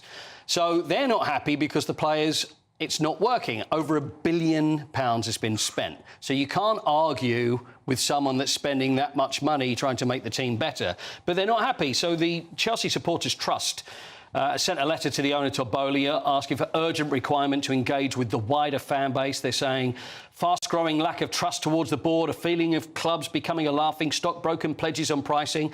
Whenever you get supporters getting upset, it usually all ends with one thing, and that's the fact that the team are not doing well, which they're not. They came 11th last year, they're 10th at the moment. It's not working out well for them. Chris Jurasek is the chief executive of Chelsea Football Club, accused of ignoring concerns of supporters and referring... Now, this is when things get bad. Someone in a football club that refers to supporters as customers. Because when you start getting into that, and we know that football is big business, but there's a lot of people that work in football that are not football people, and they're referring to them, they're just customers. And especially with this new football governance bill that we saw coming a couple of days ago, which is giving more power to the fans, it is, at the end of the day, football is about the fans that go to watch it. They're not customers, they are supporters, and there's a growing disconnect between boards and fans, and it certainly seems to be happening at Chelsea at the moment. You should be in charge, Paul Coit. That is the answer. Not of Chelsea. I don't think I would be the right person for Chelsea football. No, oddly enough, no. Spurs, though, you'd make a right. I'll give it a go. I don't think I'd put me in charge of that either. All right, lovely. We'll see you later. Oh, wait, is that it? We're done? We're done. OK, I have more for you now. Lovely. Do stay with us. Still to come, we're going to find out how Leon Emirali scored a goal against Arsenal legend David Seaman. Wow, that's next.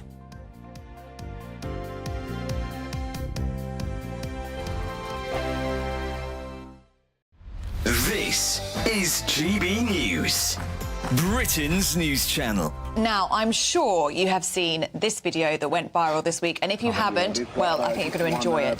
This is a firefighter leaning on a fence whilst watching a trapped driving instructor's car sink in 4 feet of floodwater.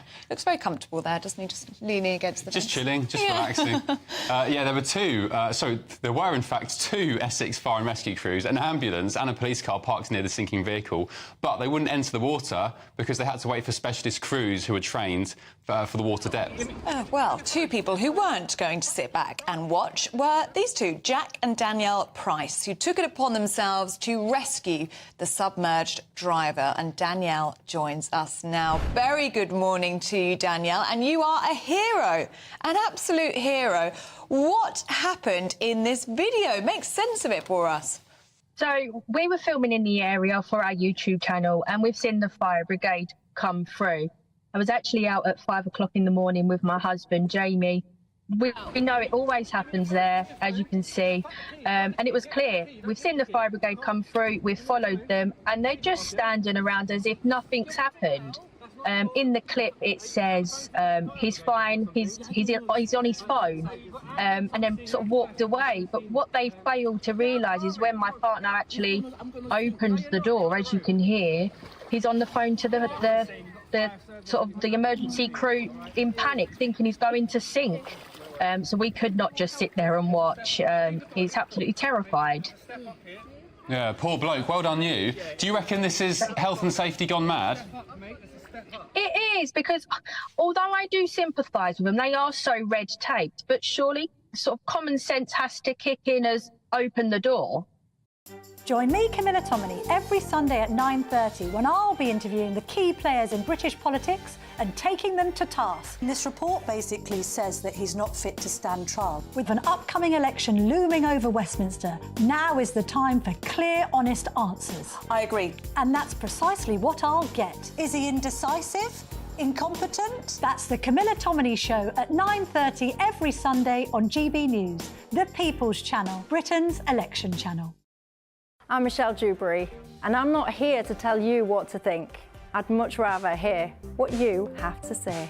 So send in your opinions to gbviews@gbnews.com. Keep them clean, and you never know, I might read them out. With my panel here on Jubes & Co, we debate, we get stuck into the issues of the day on a show where all views are welcome, especially yours. GB News, the People's Channel, Britain's news channel.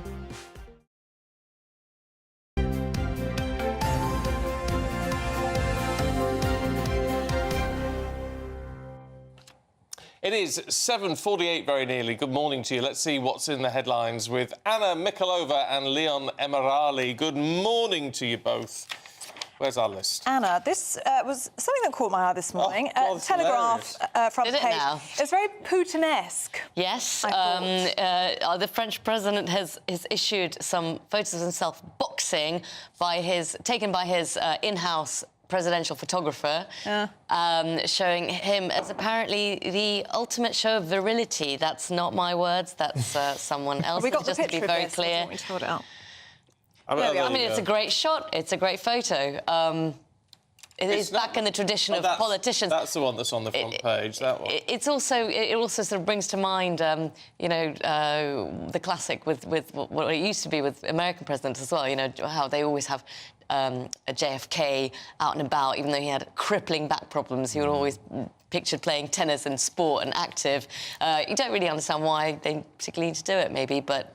Well, it's a show of strength, isn't it? Show of strength. It's a bit like Biden. If you watch Biden, whenever he runs onto the stage, he literally pelts it, full pelt, to show he can still run, because he's still got it. And these politicians are desperate to show that they're, you know, fit and strong and healthy and ready to lead. But maybe next week we'll have Rishi Sunak on his Peloton. He would be on a Peloton, wouldn't he? Do you support someone because they've got biceps? I mean, I don't know. I don't know, Mind you, I just think if you're going to pose for that, Monsieur Macron, trim your nasal hair first. That's what I'm saying. Look at that. Oh, you're right. Disgusting. I always look out for that. It's disgusting. You do, actually. Get a pair of tweezers up there. Oh, dear. Oh, vile. Leon, why are you laughing? It's a fair point. Nothing worse. It's a point well made. Grooming is important. Grooming is very important. It is indeed. There you go, President Macron and his nasal hairs. So the next story is also in the Telegraph, and we are looking at a return of the Princess of Wales. Good. So she is back in business, as it were. She's working from home on her early years project to improve the lives of little ones and babies, which is very worthy, as she's easing back into normal life after her surgery. And, of course, a lot of fevered speculation about how she is, where she is, and hopefully those stories are now being put to bed because she's back working. It's been awful, hasn't it, this frenzy? And, you know, the question you'd ask here is, perhaps she should have been working from home this entire time, or when she's been able to, or perhaps on a few Zoom links or a few...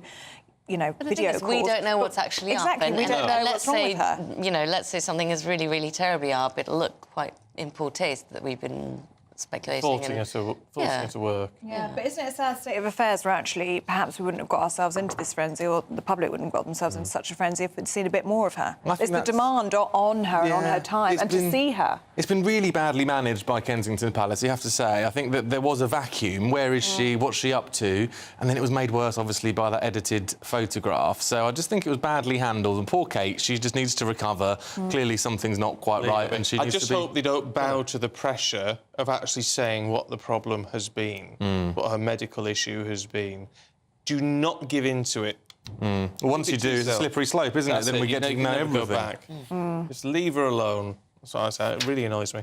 The Times says they're going to limit vapes to 4 flavours. Yeah, so this is laws passed yesterday, which are both cover vaping, so toughening up the laws on vaping, which I think a lot of people, particularly parents, will support because of the concerns in the huge spike of use among children and children mostly and young people. And similarly, the legislation sort of carry on with Rishi Sunak's pledge to ban smoking took its next steps. I mean, there's sort of an irony here that a government that doesn't seem to be able to do pretty much anything currently is still carrying on with something that, yes, some people will say is very worthy, but is also not necessarily particularly conservative. So it's banning this, banning that, banning There's smoking. Lots of banning. But this is nonsense. Like with the prices going up and all the rest of it over the next couple of years, which didn't work with smoking particularly. It was the ban on smoking in pubs and things that had a big impact. So either ban it or leave it alone. Ban it completely or leave it alone. Yeah, I agree with you. I mean, even though I'm a little bit sceptical of just banning things outright, I think when it comes to smoking, we all know that's not good for you, and yet people are still physically, mentally addicted to it. Vaping, obviously, is now the same. And I think it should just be banned outright rather than, you know, I don't think you need around. to. Smoking, the numbers, I mean, it's massively fallen out of fashion. Because smokers are now vaping. They're now vaping. They've just taken that step down. But that's also why I don't think you can ban it outright, because it is that important step down for smokers before they cut it out entirely. You can prescribe it. You can prescribe it. You can prescribe vapes to former smokers rather than getting young people getting started on vapes. Rather than being a gateway. I think part of the problem is the evidence on that is actually quite moot, because I think some of what's been shown is many more people are vaping than would have been smoking. Yes. So especially young people, yeah. Yeah. All right, we're almost out of time, so we've got to have a look at this. So this video, and Leon, tell us what we're seeing. This is me living out a childhood dream of scoring a goal against David Seaman outside King's Cross. Oh, he didn't even try. What a goal that was. Try. What a goal. And this is part of a campaign for the Financial Conduct Authority where basically people are not getting a very good deal on their savings rates, and they can shop around, find a better deal and save more. David Seaman, who's a better saver than David Seaman? Well, clearly someone's a bit better because he didn't do very well with my shop, but he's encouraging people to shop around for a better savings rate, which I think makes sense. Well, yeah. More bang for your buck. Indeed. And all that sort of thing. Oh, well, was it a very satisfying You know what Oh, it you're was? delighted with yourself. I'm so... He looks look at himself. To anyone not seeing the video on radio, I've sent that to all my friends. I've sent that everywhere on social media, and I'm going to be dining out on that in pubs and restaurants up and down the country for years. Hands up in the air. Yeah. You should have done a proper celebration. I was going to whip my top off, Ellie, but it was a bit chilly, so I opted against it. But yeah, good fun. Oh, Excellent. Well, good on you. Good on you. I like David Seaman. He's a really nice fella. He seems lovely like a nice man. guy. Huge hands. Oh, well, it helps with that job, that would make sense. Yeah, but lovely bloke. If he had Donald Trump-style hands, you'd have a problem in his... He wouldn't be a very good goalie, would he? Trump's got very small hands. Does he? Yeah. I'm glad you pay attention to these things. Yeah, Anna, it's Leon, better. thank you very much. Here's Aidan. That warm feeling inside from Boxed Boilers, sponsors of weather on GB News. Hi there and welcome to the latest GB News forecast from the Met Office. Fine in the south today, some warm sunshine even, but a very different story for Scotland and Northern Ireland, where it is already turning wet and windy. The heaviest of the rain and the strongest winds affecting western Scotland. Bands of rain also moving through eastern and southern Scotland at times, although with some drier spells in between. And then through the late morning and early afternoon, that rain reaches Northern Ireland. Now for England and Wales, a bit of rain for the far north of England, but otherwise plenty of dry weather, even some sunny spells, less breezy here, but even so, out of the breeze, it's going to feel pleasant enough, 15, 16 Celsius. Then the rain tumbles its way southwards overnight. It's going to affect northern England during the evening as well as parts of Wales before it tends to fizzle out and slow down on its journey south. It will eventually end up in the southwest, where it will be a damp start to the day. But the southeast avoids it through much of the night, although staying cloudy here and, as a result, frost-free. But a cold start to the day for Scotland, Northern Ireland, Northern England. Showers from the word go. interspersed by sunny spells, but it's not going to feel very spring-like with those showers coming in heavy at times and with snow falling above 500 metres for Scotland. The wind very strong in the north and northwest, and brighter spells emerging across southern and southeastern parts later, but feeling colder. A brighter outlook with Box Solar, sponsors of weather on GB News.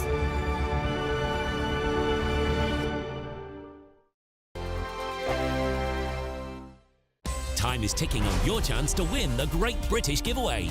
There's a massive £12,345 in tax-free cash to spend however you like, along with £500 in shopping vouchers for your favourite store, a games console, a pizza oven and a portable Sonos smart speaker. And the best news? You could be our next big winner, just like Phil. Didn't quite believe it and still can't. And if I can win it, anybody can win it. For another chance to win the vouchers, the treats, and £12,345 in tax-free cash, text GB-WIN to 84902. Text costs £2 plus one standard network rate message. Or post your name and number to GB03 PO Box 8690 Derby DE1 9TT. UK only. Entrance must be 18 or over. Lines close at 5 p.m. on Friday the 29th of March. Full terms and privacy notice at gbnews.com/win. Please check the closing time if watching or listening on demand. Good luck.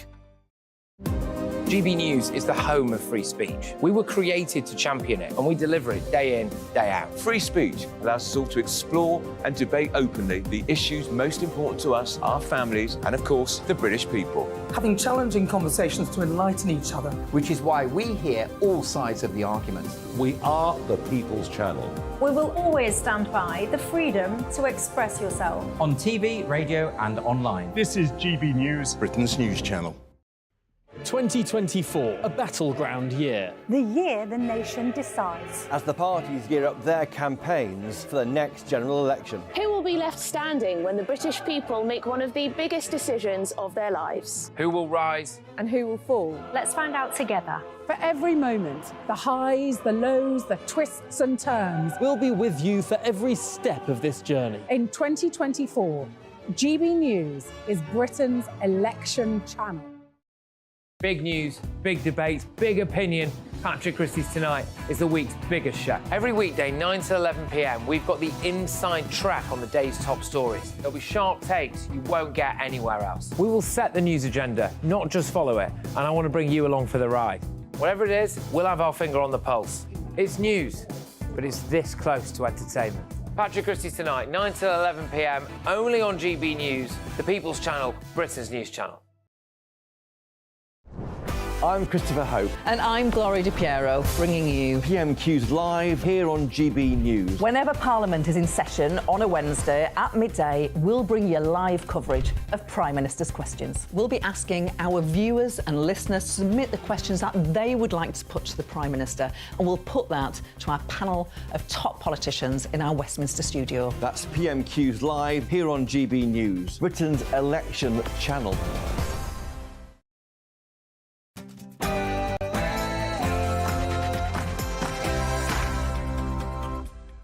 Very good morning to you. It is 8 o'clock on Thursday, the 21st of March. Today, a clean sweep of defeats. Rishi Sunak suffers another blow in the House of Lords to the Rwanda bill.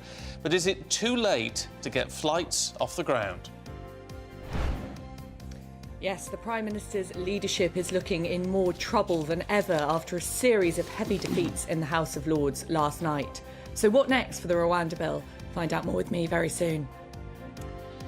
The Royal Medical Security shock continues. 3 members of staff at the London clinic are now under investigation after a security breach with the Princess of Wales's personal data. Our royal reporter, Cameron Walker, has the latest. Yeah, the Mail reporting those 3 members of staff could have been suspended from their jobs. Meanwhile, a criminal investigation could be on the cards. More details shortly.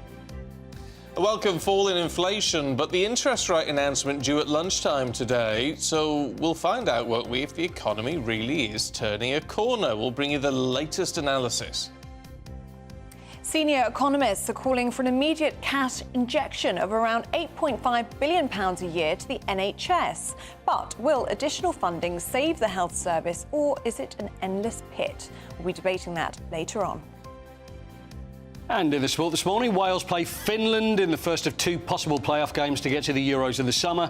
The smells that will take England there, and there's life in the old dog yet. We are not referring to Stephen. This time, it's Andy Murray's words about himself. Some significant contrasts in our weather today up and down the country. Find out what it will be like for you in the forecast coming up shortly. Morning to you. I'm Stephen Dixon. And I'm Ellie Costello, and this is Breakfast on GB News.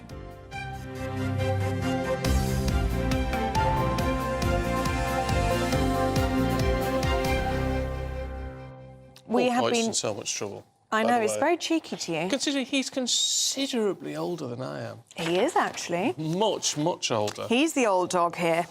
All quite. Lots of you talking about shrinkflation and Easter eggs, because it is happening out there, people. And Scott says, I'm with you, Stephen. Your idea for a giant cream egg, which takes over the entirety of the Easter egg, which is actually a very good idea, with chocolate fingers on the side to dunk in the egg. I've thought this for years, still waiting for Cadbury to do it. Now, Scott, I would suggest you actually write to Cadbury's, because I think it's a very good idea. It costs a fortune. Would cost you a fortune. But it'd be worth it. It would, once a year. Paul says, as a retailed retail merchandiser, I can explain this phenomenon. It's called greed. Oh, yes, well. Fair enough. And Sonia says, unless it says Happy Easter on the box, she won't buy them. Yeah, oh well, fair enough. On the phones issue, this idea that you should ban there's one group calling for a ban on phones for under 16 smartphones. That is, Nicola says absolutely no smartphones for the under 16s. The act of speaking helps the brain and body develop to full maturity. Chief reason for attending school should be the chance to learn to think and speak more appropriately to one's fellow rational-minded human beings. Yeah, which I have to say, it's hard to disagree with that. Yeah, and one from Ollie, who says, my granddaughter is 10 years old and she was given a smartphone by her other set of grandparents. Worst thing ever. She doesn't understand social media. It is very young, isn't it, 10 years old? Yeah. She doesn't understand social media. She wants to post everything she thinks about. She has constant WhatsApp arguments with her friends. That would never usually happen. Her parents have put loads of restrictions on her phone. They check her messages every day, but now she gets angry about those restrictions. I think it would be a very good idea to restrict smartphones entirely for under 16s. Yeah, I tend to agree. It's very difficult to manage, I think, once you open up that Pandora's box. Pandora's box, exactly what it is. Yeah. Anyway, keep your thoughts coming through. gbviews@gbnews.com. Now, government plans to deport migrants to Rwanda have been set back yet again after the House of Lords inflicted a series of heavy defeats on the bill. Follows a record day in the Channel as 450 migrants crossed in small boats yesterday, and that's the highest number this year so far. Well, let's get the thoughts of our political correspondent, Olivia Utley, who is live in Westminster for us. Very good morning to you, Olivia. And this is yet another blow to the Rwanda bill and yet another blow to Rishi Sunak.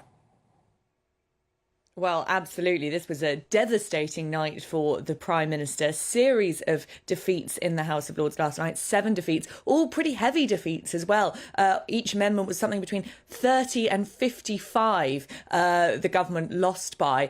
This is very bad indeed for the government's plan. The government has said that it would like to see flights to Rwanda take off by the end of the spring. Now, there are some different definitions of when exactly the spring ends. I think most viewers would consider spring to run from the 1st of March to the end of May, and that indeed is what meteorological spring is.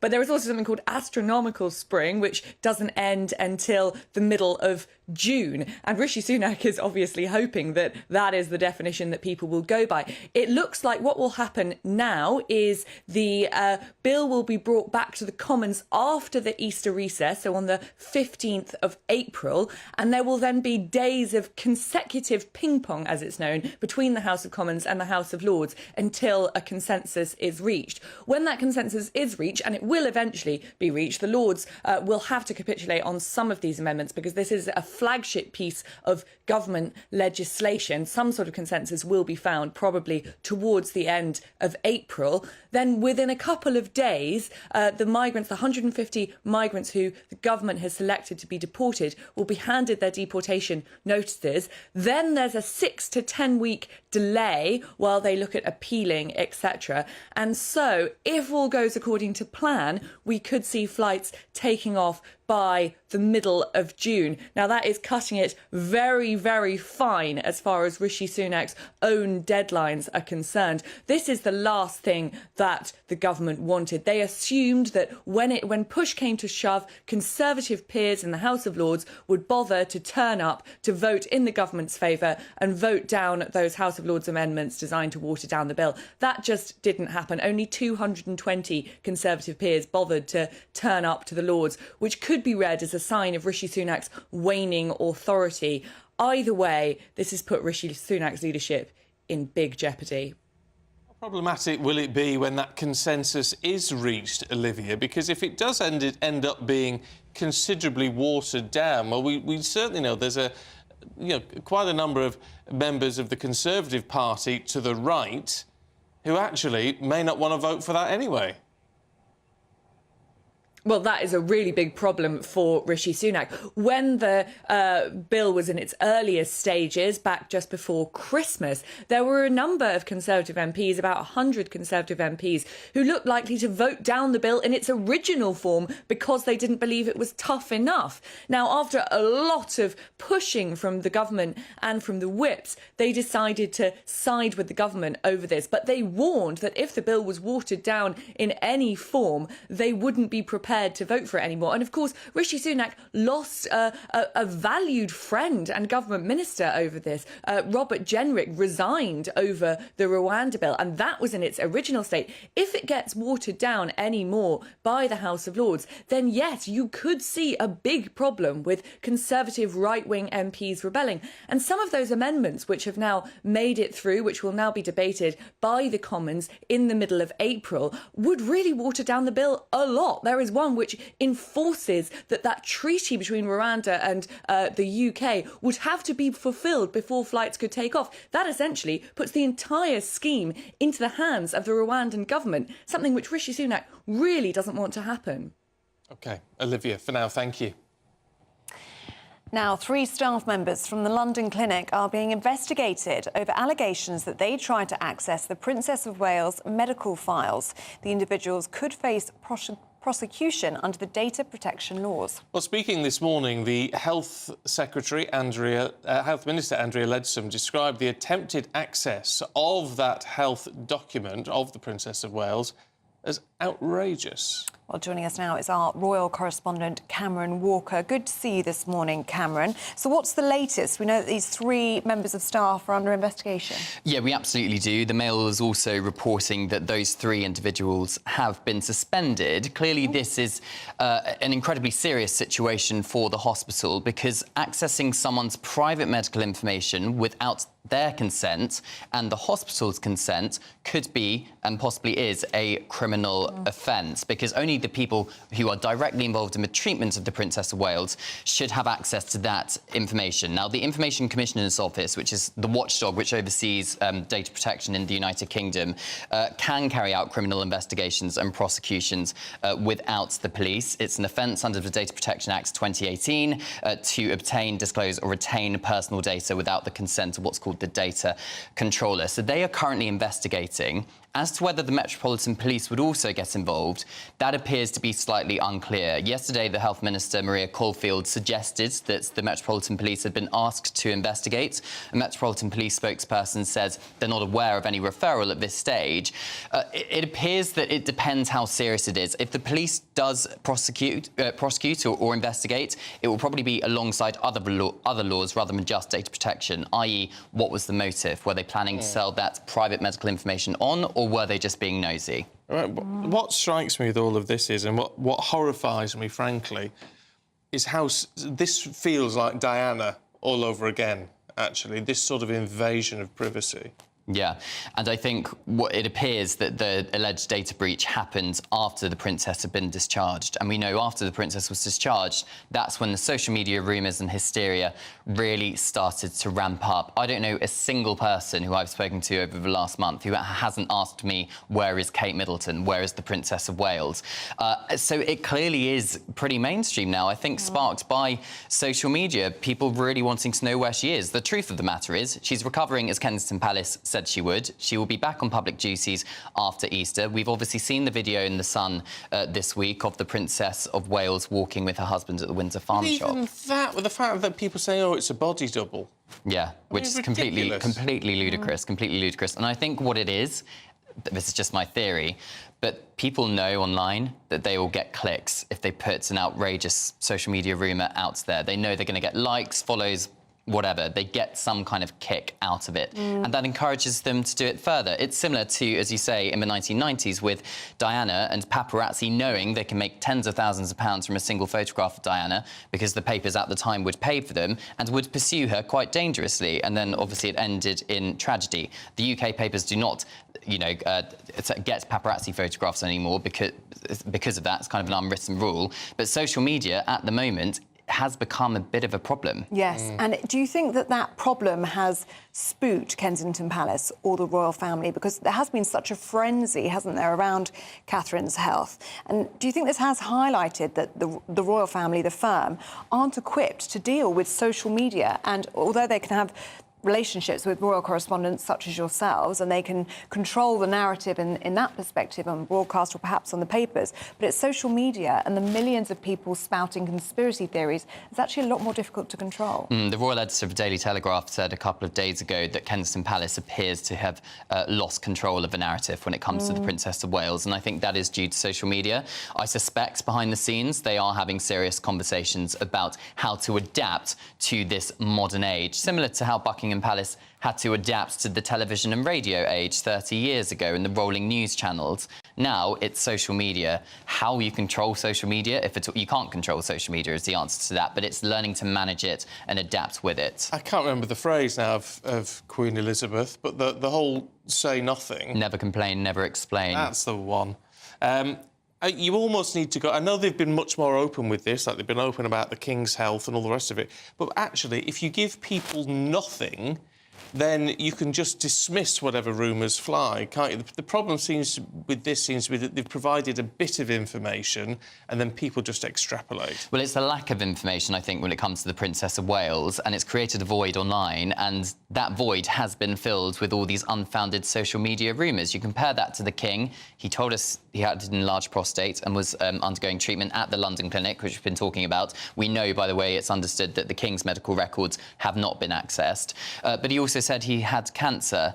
There seems to be less speculation about the King's health, other than a very unhelpful Russian media report a couple of days ago, compared to the Princess of Wales, because the Princess does, as is her right, really maintain that she wants privacy when it comes to her medical issue. OK. Cameron, for now, thank you very much indeed. Thank you very much. Now, we have had a response from the London Clinic. In a statement, they say everyone at the London Clinic is acutely aware of our individual, professional, ethical and legal duties with regards to patient confidentiality. We take enormous pride in the outstanding care and discretion that we aim to deliver for all of our patients that put their trust in us every day.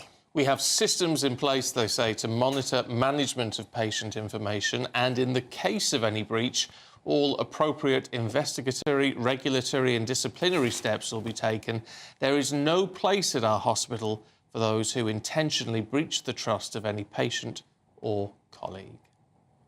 I have to say, I think these rumours are dreadful, and I think it highlights the fact that if you put something on social media, somebody somewhere will believe it. People don't check, they don't apply any common sense, they just go, God, have you heard the latest? The stuff I've had people sending through to me. Parliament's about to elect William as Prince Regent. Yeah. And all that sort of nonsense. It's all absolute nonsense. You've got to have a bit of common sense. No, there's been some really dark conspiracy theories out there, actually. Really nasty ones. Really nasty ones. So it's good to have someone like Cameron here to cut through all of that noise. But you can imagine what a headache it's been for the royal family. And they'll be very grateful to see Easter come around, I think. Yes. And hopefully Catherine back out there. Be munching away on their much smaller eggs this year with a sense of relief. Yeah. 8:15, let's run you through some of the other headlines this morning. The Secretary of State for Work and Pensions, Mel Stride, has said Britain's approach to mental health is in danger of having gone too far.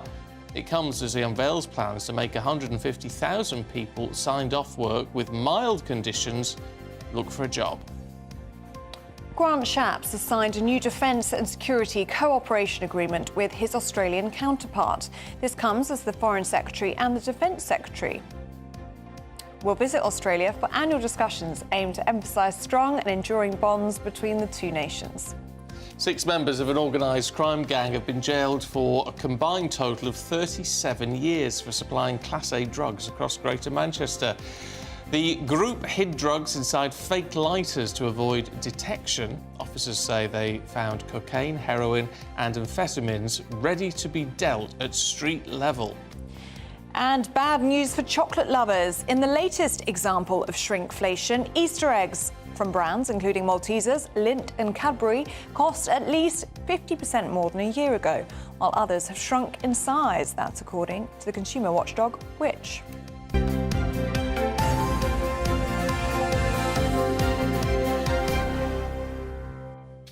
How do you like your eggs in the morning? Poached. Chocolate. Scrambled. Chocolate, very good. You'd like a cream egg in the morning? Yeah, I mean, I'd be the size of a house, wouldn't I, after a fortnight? But it's... Well, you can't really get them that often. You can only get them between Christmas and... Cream eggs? Easter. No, you can buy them anytime. Can you? No, I don't think you can. You can. Not in the shops. You can. Maybe on the black market. They are. They come out, because I always think it's a bit crude, because Christmas Day, Jesus is born, and then Boxing Day, the cream eggs are on the shelf, and it's celebrating his death. And I always think it's a bit too quick, you know?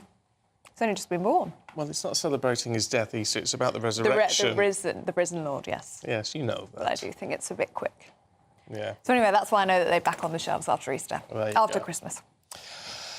Right, well, no, part of the reason why the prices have all gone up, of course, is interest rates. Yes. As much as anything else. Interest rates and inflation. Food inflation. And, it's been a total nightmare, hasn't it?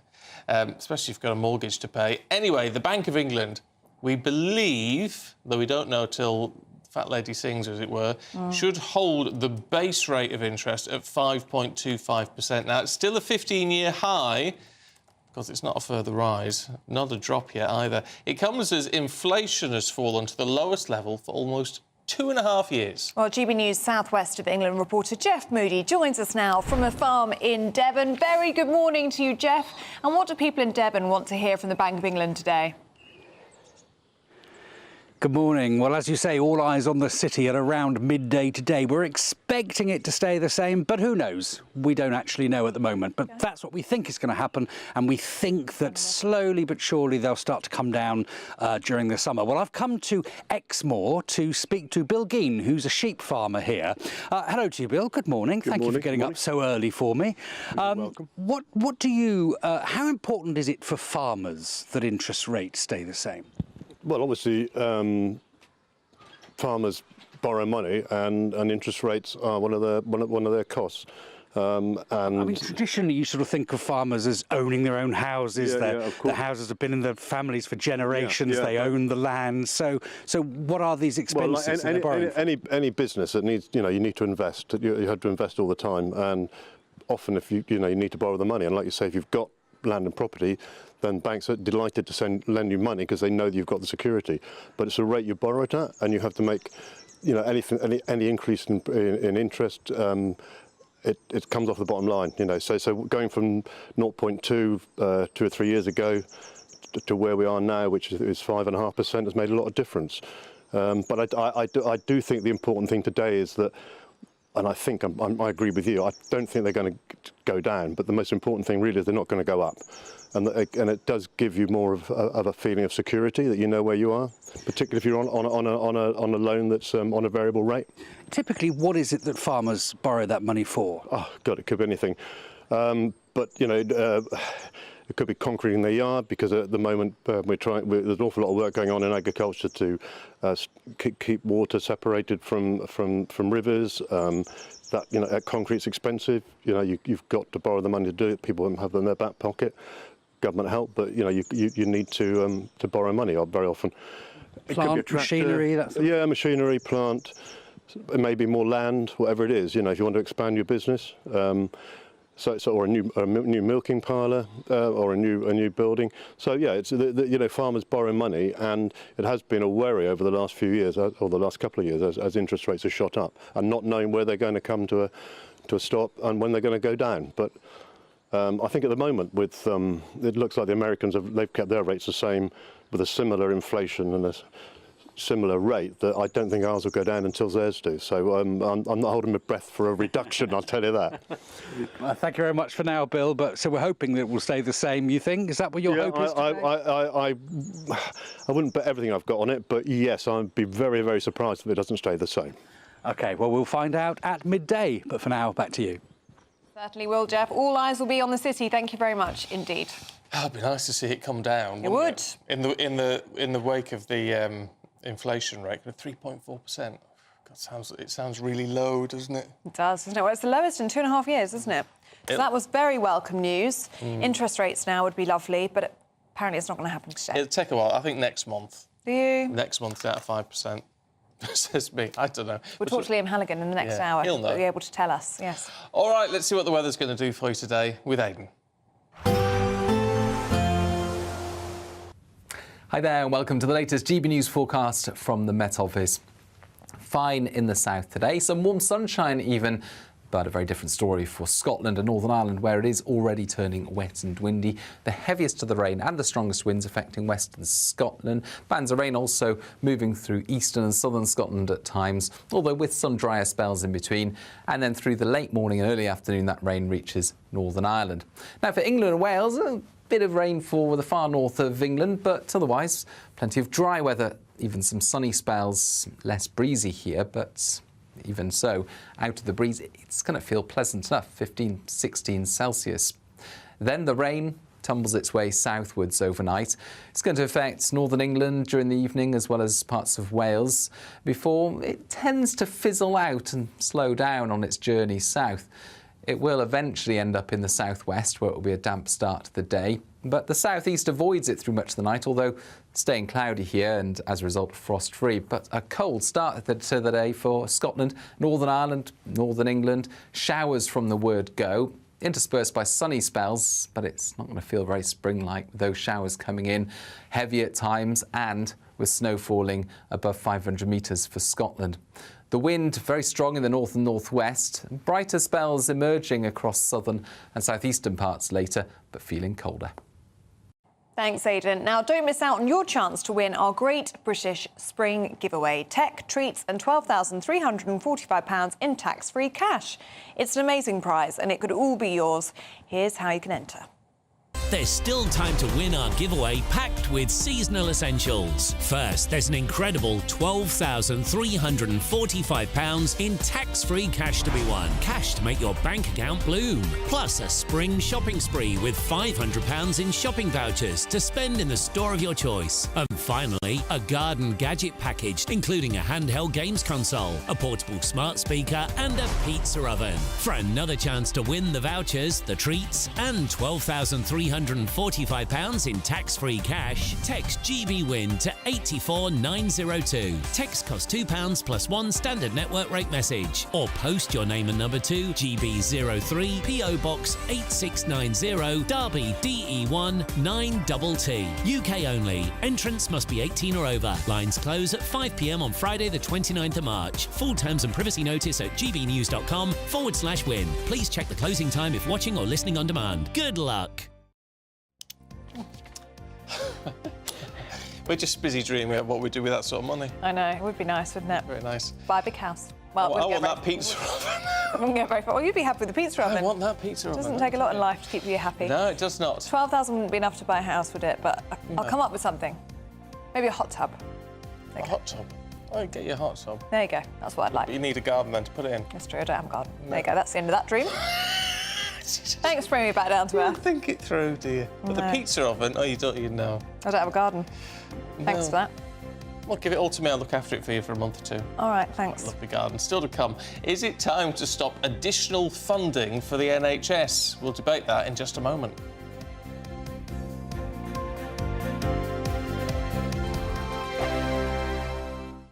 Headliners. Tomorrow's papers tonight. Every night from 11 p.m. Is a debate on gender really a far-right issue? Far right. I'm so bored of that phrase, you know what I mean? Like, anyone who talks about... anyone who acknowledges that there are two sexes is suddenly far right, because that's what Hitler and Mussolini were all about. This question from Shirley is, of course, about Labour. They've been accused of being undemocratic because they pressured a pub into cancelling a debate, and this debate features Kelly J. Keane, who's been on this show a couple of times, and she's a campaigner, and she was just on the panel, and then they got a letter saying that they couldn't do it because Kelly J. Keane apparently attracts far-right groups. Now, they've tried this trick before, but because some awful, ghastly neo-Nazi types turned up near to an event that she was holding in Australia, they kind of tried to blame that on her and suggest that the two were the same thing. They weren't. That was an opportunistic group turning up to... they're not... neo-Nazis aren't pro-feminist.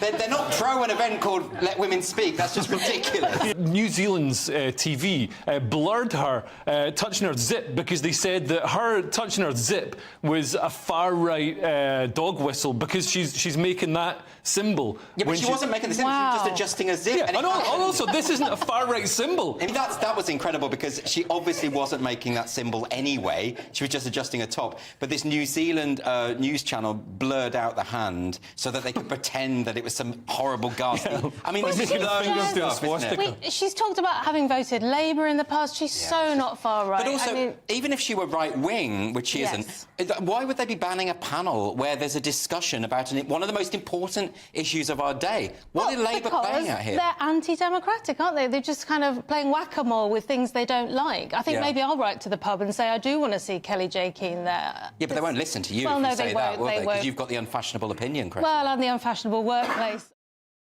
I think the most exciting bit for me is talking to people. People who I think are ignored often by the major news channels. We're going to give news they want to hear. There's a voice there that needs to be heard. I think there's a chance here for a diversity of opinion to be expressed, which you don't find elsewhere. It's really exciting. We don't hold back. We're free to say how decisions that are taken here affect us all around the country. Only on GB News, the People's Channel, Britain's news channel. Join me, Camilla Tominey, every Sunday at 9:30 when I'll be interviewing the key players in British politics and taking them to task. This report basically says that he's not fit to stand trial. With an upcoming election looming over Westminster, now is the time for clear, honest answers. I agree. And that's precisely what I'll get. Is he indecisive? Incompetent? That's the Camilla Tominey Show at 9:30 every Sunday on GB News, the People's Channel, Britain's election channel.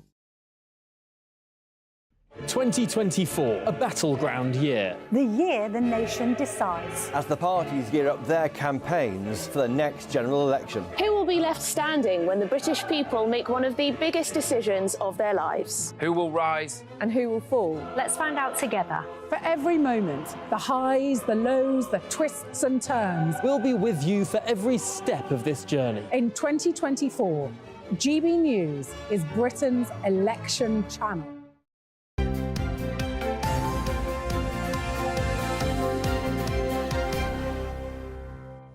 Now, according to new research, the NHS needs an immediate cash injection of about £8.5 billion every year for the next 4 years, while doctors' pay has fallen 25% since 2008.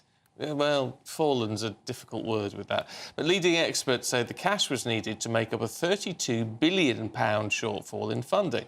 But has the government sunk enough money into the NHS as it is? And is it time to stop additional funding to the NHS?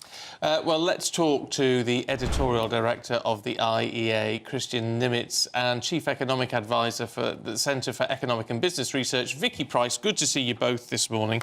Christian, is more money needed?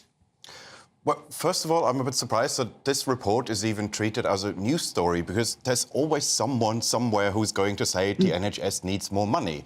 I said this when they got the last cash injection, that the NHS is just going to bank this money, and in a couple of weeks or months, someone else is going to say we need a few more billion. There is no conceivable level of spending at which the NHS is going to say, right, now we have enough, now we're happy, we really wouldn't know what to do with another few billion, let's stop it there. Vicky, what do you think? We've seen what's been going on with the NHS lists of the waiting list, which had gone up, how cancer treatment has suffered, although there's been a little bit of an improvement recently. So it seems to me that to suggest that the NHS does not need some extra cash for the moment is not correct. But the truth is that, of course, with the pandemic and what's been happening since, the NHS has had extra problems to deal with, and the government has put some extra money. It did last year, and the question is whether that is going to be sufficient, what they've done so far, to ensure that some of those long queues are dealt with. And we have an aging population, we have increased demands, and it is very, very difficult to calculate the productivity of the NHS, which has been attacked. But in reality, what we need to look at is a lot more, not just what goes in terms of inputs, but what comes out in terms of outputs. And the Office for National Statistics tries to calculate that by doing quality adjustments. It seems that productivity overall has been going up over a period of time. COVID has messed it up a little bit in terms of making those calculations in such a way that we can completely believe them. But the reality is we are a society that needs more support, more care. Social care is suffering, as we know, in terms of funding, and dentistry doesn't get anything, or hardly anything at all from the government. Calls to expand all that. So what it suggests to me is that actually we need to look at the NHS system and see whether it's fit for purpose in terms of meeting the needs of the population, irrespective of what we decide in the end in terms of how it's funded. I mean, there's valid points in there, Christian, isn't there? In the sense that we know the NHS is not working, and there are various factors for that, and how things are getting worse at the moment.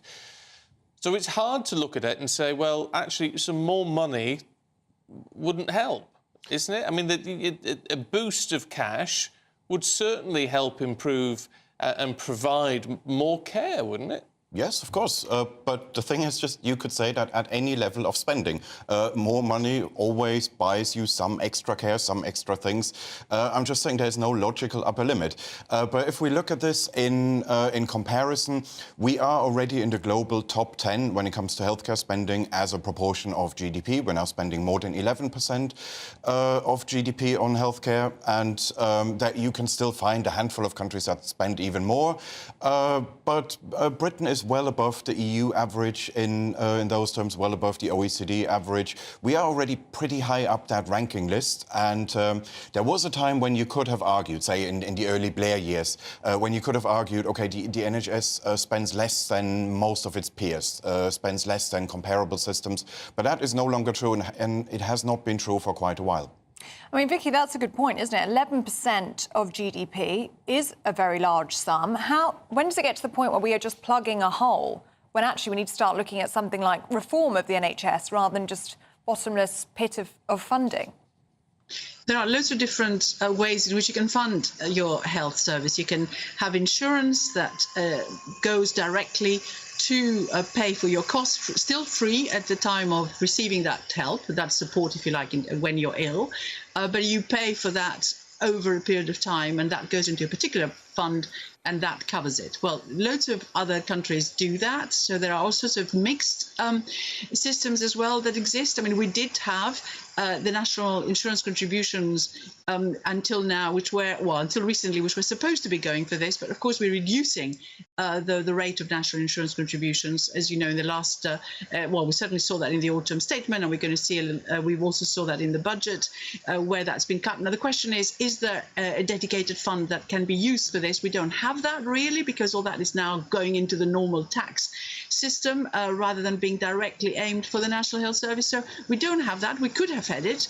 To move from a system where we are now, which is funded mostly by the government, by taxpayers, to one where you move to more private sector insurance system, mixed like you have in some European countries, what you have in Asian countries, may make sense over a longer period of time, but it is going to be so disruptive to achieve that. And what the government is trying to do instead is saying we're going to be putting some money into improving the efficiency of the National Health Service. There is now this £3.5 billion extra that has been announced in the budget going over the next few years, and that will give us huge improvements in efficiency. Will save about 35 billion is what Jeremy Hunt seems to think is going to happen over the period they're looking at over the next 5 years. And then we'll use that to cut taxes rather than saying we're going to use that to actually improve the outcomes of the National Health Service more generally. So I'm afraid, we need to really recognise that health is important, and health is very important for the economy. Getting people back to work, all these people in long-term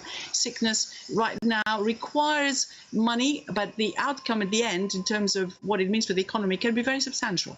OK, look, we've got to leave it there. Vicky Price, Christian Nemitz, good to see you both this morning. Thanks very much indeed. If you've got a view on that, gbviews@gbnews.com. Now, do stay with us. Still to come, we'll bring you all of the sport with Paul Coit. You won't want to miss that. GB News is the home of free speech. We were created to champion it, and we deliver it day in, day out. Free speech allows us all to explore and debate openly the issues most important to us, our families, and of course, the British people. Having challenging conversations to enlighten each other. Which is why we hear all sides of the argument. We are the People's Channel. We will always stand by the freedom to express yourself. On TV, radio and online. This is GB News, Britain's news channel. I'm Michelle Dewberry, and I'm not here to tell you what to think.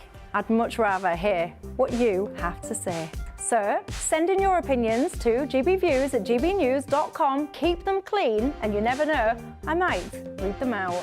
With my panel here on Jubes & Co, we debate, we get stuck into the issues of the day on a show where all views are welcome, especially yours. GB News, the People's Channel, Britain's news channel.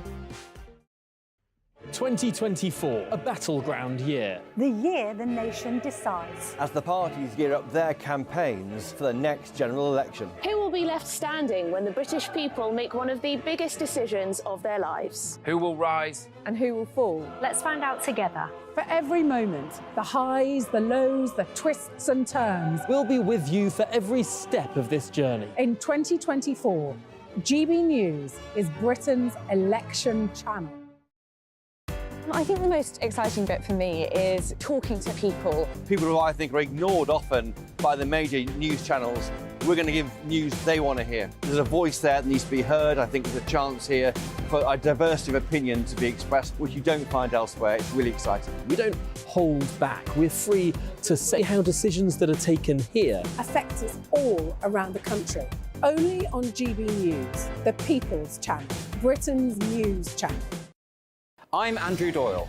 Join me at 7 o'clock every Sunday night for Free Speech Nation, the show where I tackle the week's biggest stories in politics and current affairs with the help of my two comedian panellists and a variety of special guests. Free Speech Nation, Sunday nights from 7 on GB News, the People's Channel, Britain's news channel. Your weekend starts here with Friday Night Live with me, Mark Dolan, 8 till 9 on GB News. Big stories, big guests and big laughs as we get you ready for a cracking weekend. That's Friday Night Live with Mark Dolan. Fridays 8 till 9 on GB News. Bring your own drinks. The admission's free. Every Sunday from 11, join Michael Portillo. There'll be topical discussion, looking at the week before and the week to come. So kick back and relax at 11 a.m. on Sundays on GB News with me, Michael Portillo. GB News, the People's Channel, Britain's news channel.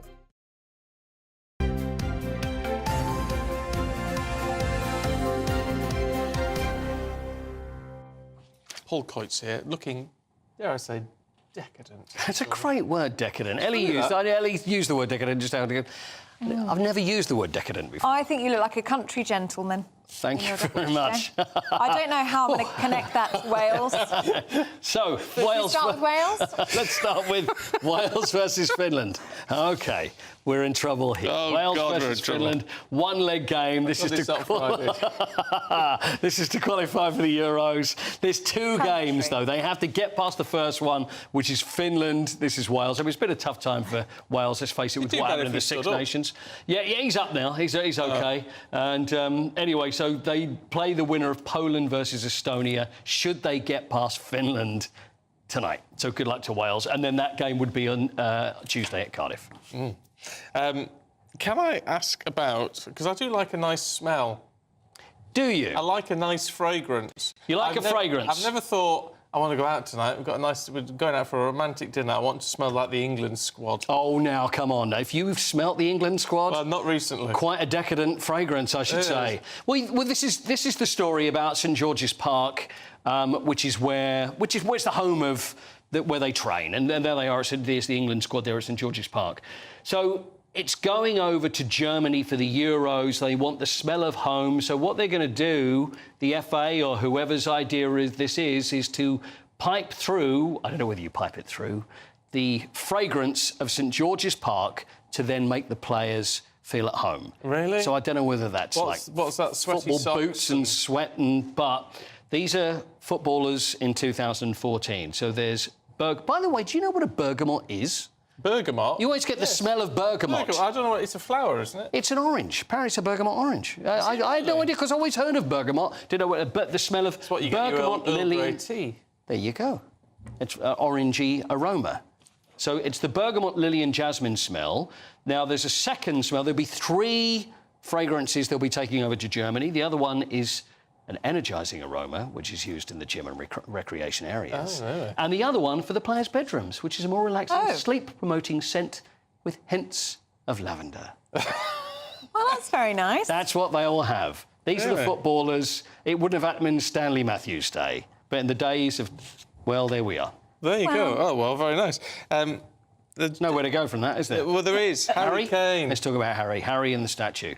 Now, the statue was spoken about. We spoke about it on here about a month ago, that there's a statue of Harry Kane that was put to... Nobody had seen it. This is the thing. Nobody had seen this. It was Waltham Forest Council had commissioned this statue, £7,500, by the way, and it's not made out of chocolate. I know it looks like it's made out of chocolate, and there's 3 of them, but it's just different views of Harry, and it's just sitting somewhere in a cupboard. The idea is that he could be on a seat at Chingford Station on one of the platforms, which I thought would be lovely, because I think he is sitting, isn't he? I think is that right? He is sitting. Yeah. And then finding a place for him, and nobody seems to be able to find a place for Harry Kane, the boy from Chingford. I think it's great that there's a statue of him, but nobody seems to be able to find a place for him. Just wish it looked a bit more like him.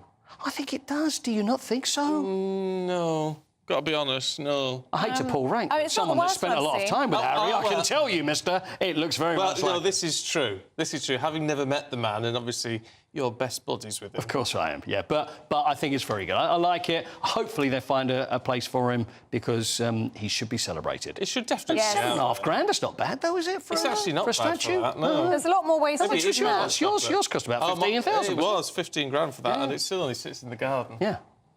Yeah. Well, it is very nice, though. It is lovely, yeah. Just not very heavy with it. Put the flower pots. Just turned it into a water feature. That's very nice. Don't tell us where the water comes from. Yeah, no. Paul, we're out of time. The country gent is done for now. Thank you very much, Ellie. Thank you very much. Behave. Get out. Still to come, Leon O'Morali and Anna Mikalova will be back to take a look at the papers with us.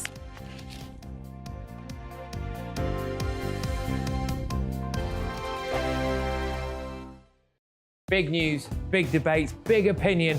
Patrick Christie's Tonight is the week's biggest show. Every weekday, 9 to 11 p.m, we've got the inside track on the day's top stories. There'll be sharp takes you won't get anywhere else. We will set the news agenda, not just follow it, and I want to bring you along for the ride.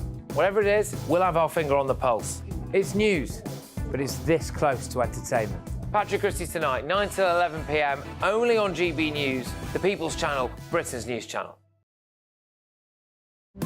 GB News is the home of free speech. We were created to champion it, and we deliver it day in, day out. Free speech allows us all to explore and debate openly the issues most important to us, our families, and of course, the British people. Having challenging conversations to enlighten each other. Which is why we hear all sides of the argument. We are the People's Channel. We will always stand by the freedom to express yourself. On TV, radio, and online. This is GB News, Britain's news channel.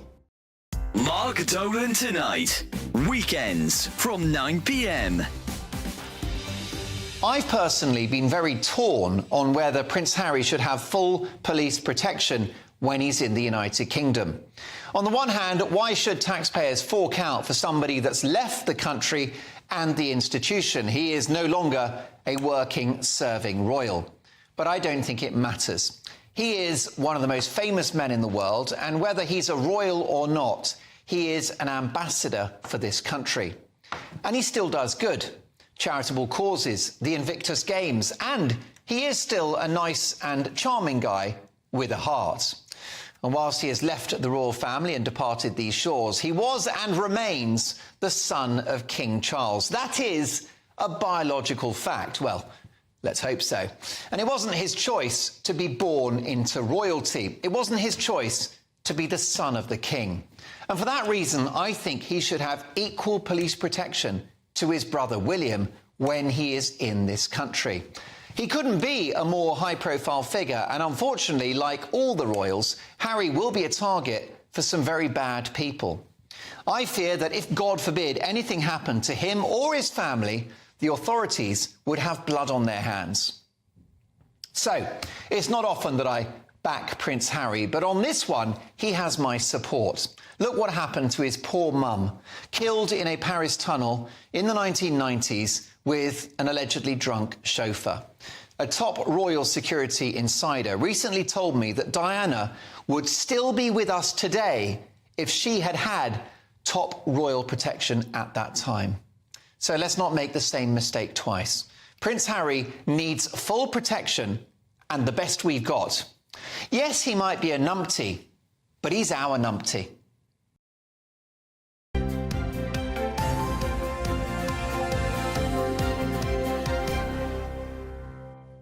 Help. Help. No, She's lost her mind in the brow. I don't know what you're talking about. Yours, actually. Oh, God, I'm shopping for millionaires' flapjack and millionaires' shortbread. Guess how much he's willing to spend? No, but I'm not. I was only looking... I'm not, no. On flapjacks and shortbread. You won't believe it.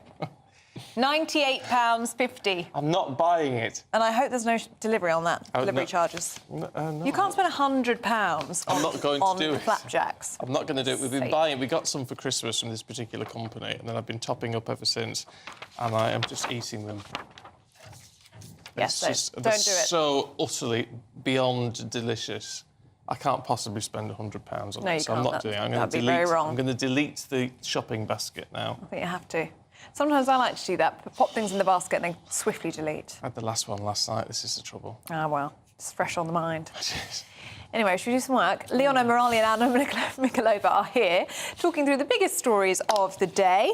Leon, let's start with you, shall we? And this is a story in the Telegraph Online, plummeting birth rates. Yeah, so the UK, in fact, the Western world, has got plummeting birth rates. We aren't having enough babies. And the question mark is being asked of, well, how do we keep the economy going if we've got a falling birth rate? Do we need migrants and immigration to keep the economy going if we can't, have the amount of people we need to actually do the jobs for the economy? So some big questions for the Western world. There's only one part of the world that is growing in population size, and that's sub-Saharan Africa. Everywhere else has seen a drop, and I think it started in Asia. Japan, Korea, those countries had very low birth rates for a long time, and now it's sort of seeping westward towards Europe and us here as well. So quite worrying, actually. No, it is. Anna, what do you make of that? Well, I think there are certain countries that provide financial incentives for parents who get, for each child you can get a payment. You don't have to go that far. You can also just do something about the cost of childcare. You can do something about the cost of housing. All of these things are policies that would have a very positive impact in terms of actually getting... We want to reduce the Earth's population. This is what I never get. We want to reduce the Earth's population. We're getting over... It's gone up by 1 billion in the last 10 years or something. 7.888 billion. That was in 2021, apparently. And it was... it's now over 8 billion.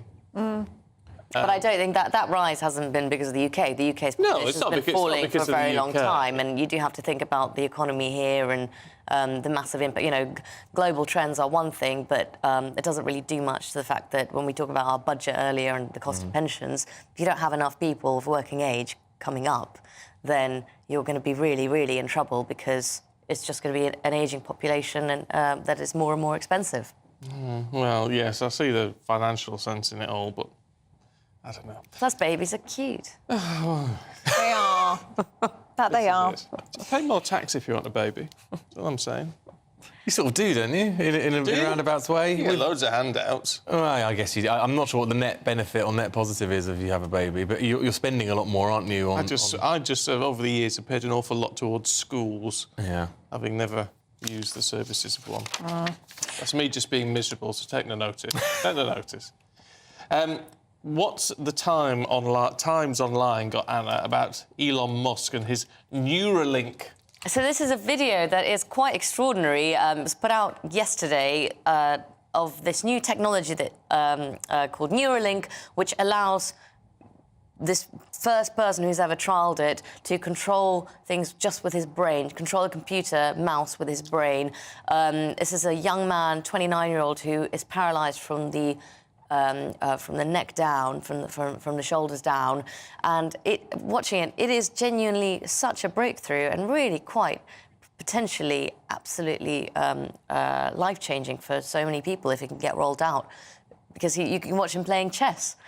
The big question is, and I think what Neuralink are trying to do, what Elon Musk is trying to do, is move it from being just for paralysed people to actually moving it to everyone. So instead of having a mobile phone in our pockets, we've got a microchip in our brains that feed us information sort of in real time. It's quite a prospect, and I'm torn as to whether that's a good thing for society or a bad thing. Yes, I'm torn. Yeah, I find it quite... I think it's probably... Presumably it would be voluntary. But it will be an inevitability at some point, I think. But that's the problem. We'll all have them implanted at birth, and then away we go. So I find it very exciting, yet also slightly worrying, all at the same time. Yeah, Leon, let's take a look at, well, it's a viral story.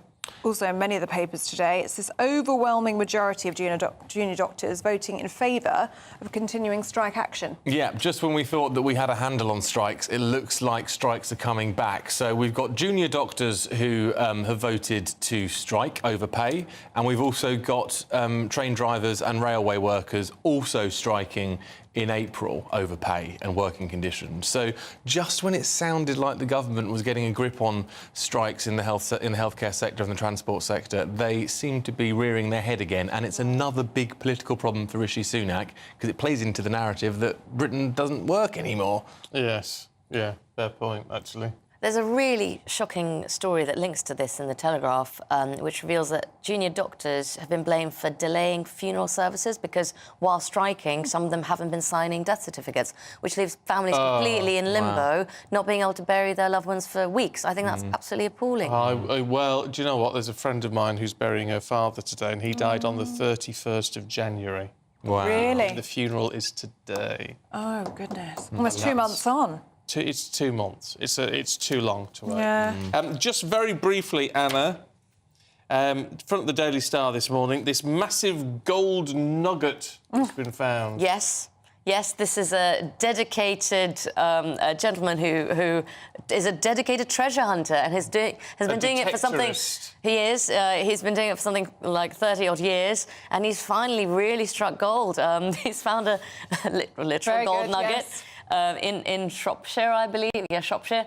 That's going to be worth an estimated £30,000. Not bad. I mean, that's lovely, isn't it? If that doesn't get you motivated to go out and about with your metal detector, I don't know what will. I'd like to...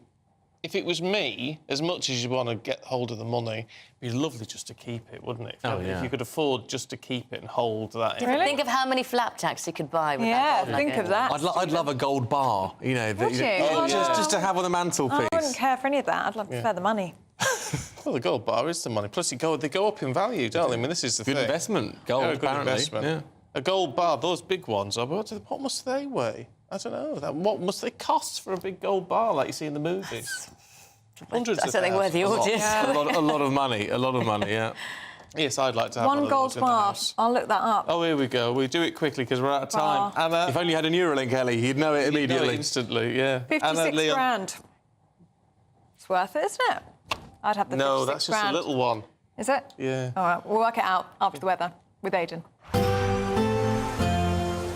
Looks like things are heating up. Boxed boilers, sponsors of weather on GB News.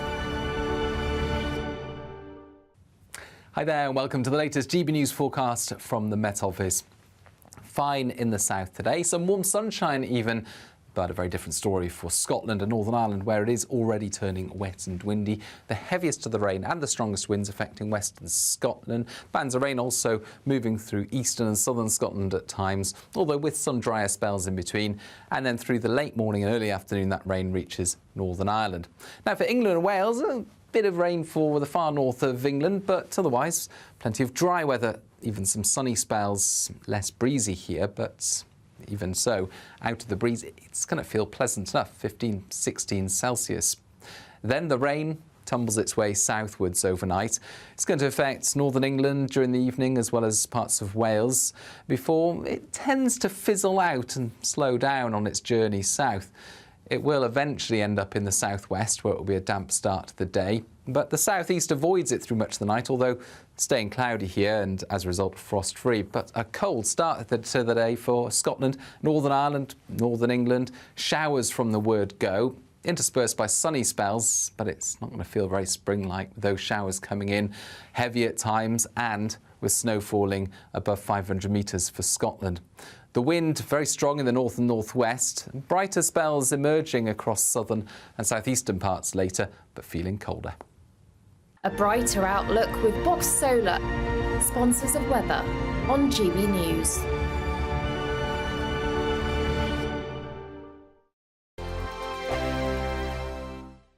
There's still time to win our giveaway packed with seasonal essentials. First, there's an incredible £12,345 in tax-free cash to be won. Cash to make your bank account bloom. Plus a spring shopping spree with £500 in shopping vouchers to spend in the store of your choice. And finally, a garden gadget package including a handheld games console, a portable smart speaker and a pizza oven. For another chance to win the vouchers, the treats and £12,345 in tax-free cash, text GB-WIN to 84902. Text costs £2 plus one standard network rate message, or post your name and number to GB03 PO Box 8690 Derby DE1 9TT. UK only. Entrance must be 18 or over. Lines close at 5 p.m. on Friday the 29th of March. Full terms and privacy notice at gbnews.com/win. Please check the closing time if watching or listening on demand. Good luck. Tubes & Co. Weekdays from 6 p.m. Get this right, we all know by now, don't we, that so many NHS workers are abused by people that they're trying to help. We'll all agree that that is pretty damn disgraceful, but what do we do about it? Because now some London hospitals are looking at whether or not they should be able to ban people that do this for a year from those hospital facilities. Is that the way forward? Daniel, do you like this? No abuse, no excuse, that is the campaign? There's no other choice for most people. It's either the NHS or nothing. And if you're going to take that monopolistic power, then you need, I think, you have responsibilities towards people. You can't cut them off. So there are ways in which, of course, you can bring criminal charges against them. If they commit a criminal offence, that's fine. They might even be locked up in jail. But what you can't do is cut off health services because you're the only supplier. Well, yes, I think you can cut it off and you should cut it off. London is very different from everywhere else, and it goes back to a conversation about immigration. The majority of nurses in London are either African or Filipino, and it harks back to their nature and their culture. When you're younger, your parents look after you. When you're older, you look after them. They don't go into homes. So there's a way that a threshold of tolerance they have that is above and beyond most people. So, because I found like when I was younger, most of the nurses were white. Now they work in hospitals in Ascot and Somerset. London is the war zone. I have seen horrific things happen to nurses, and they stay, they show up for work. There's a protection they are owed, beyond owed. And if you abuse something that's offered to you as a part of your citizenship, there should be a penalty for that. For the same reason, you're obliged to use it. There's no offer involved in the NHS. But there is an offer, because at the end of the day, like you earn it, you figure out how to get money and go private. So just because you've created something that gives you no, it's easy. If it's that's easy, an impossible solution. They've created something that's kind and easy and beneficial to all, indeed. But it's a good thing for all. Do not abuse it. That simply.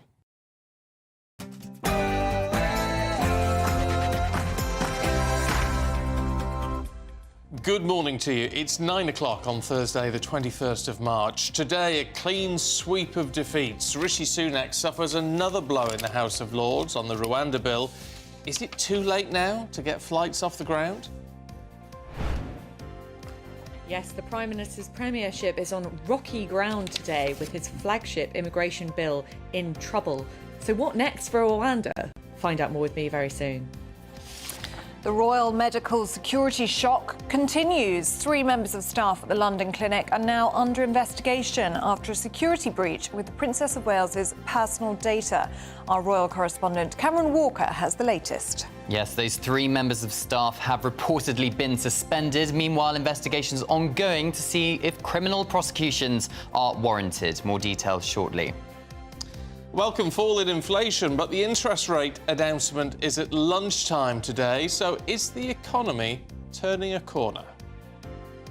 Some significant contrasts in our weather today up and down the country. Find out what it will be like for you in the forecast coming up shortly. Morning to you, I'm Stephen Dixon. And I'm Ellie Costello, and this is Breakfast on GB News.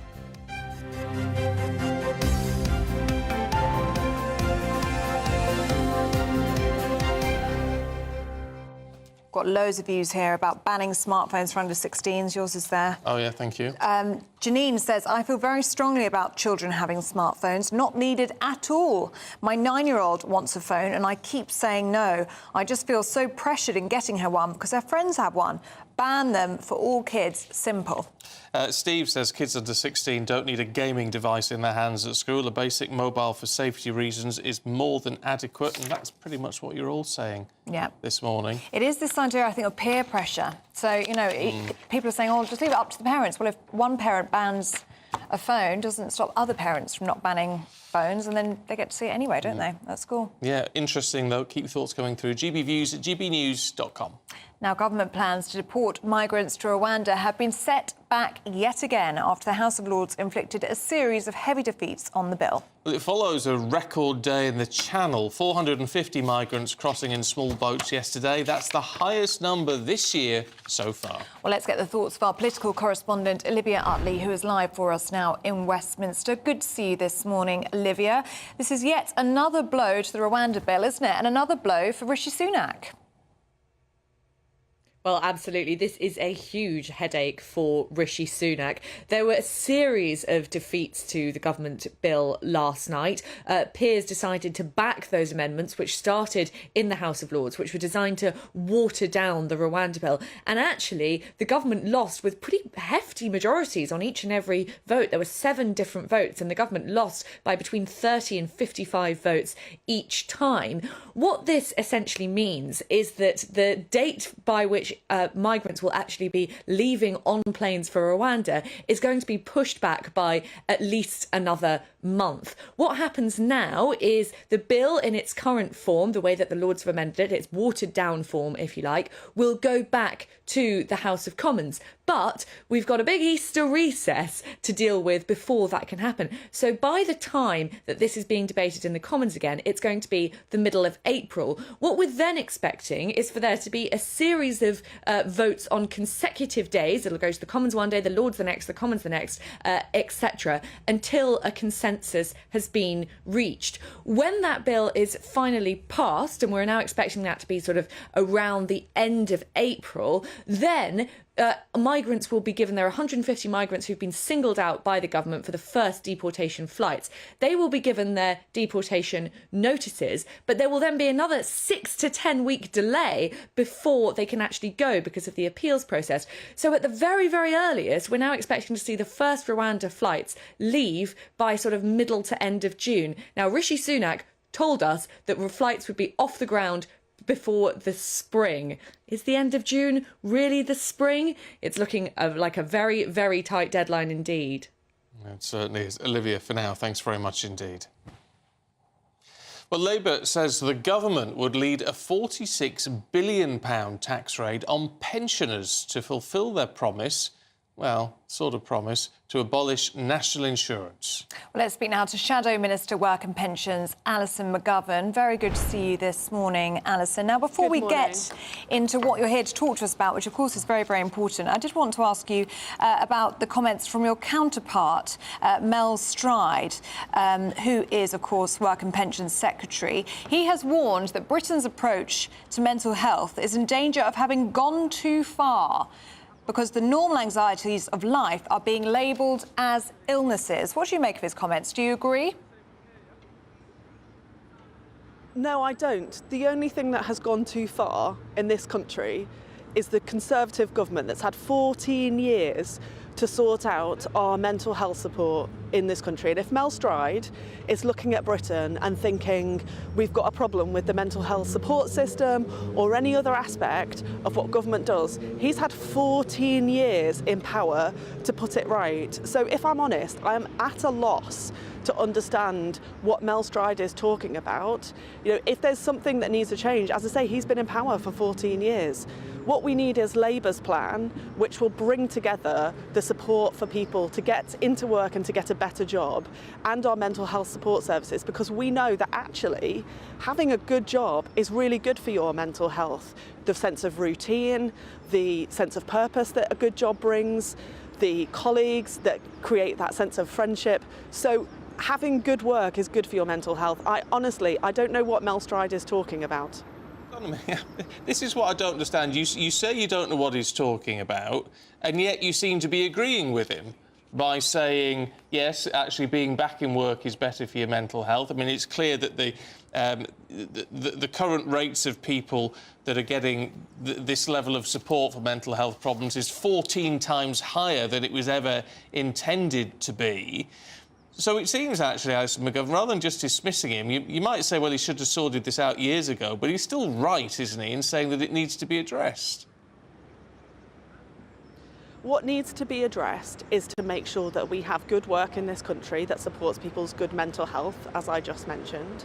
And alongside that, we need a mental health system as part of our NHS that can really help people. You know, if you're a child or a young person needing mental health support, the waiting list can be years long, and that's not good enough. So we need Labour's plan to support our health service, including mental health support, with 8,500 extra mental health workers, so that we can improve that quality of service for people. That's Labour's plan to help improve our country, because we know that good public services mean better health, which is supportive of our economy, as well as giving people a better quality of life. That's what we're focused on our plan. As I say, Mel Stride can try and make headlines or whatever, but I'm focused on making sure that Labour have got a good plan going into the general election that we want to do in government to help improve the health of the nation.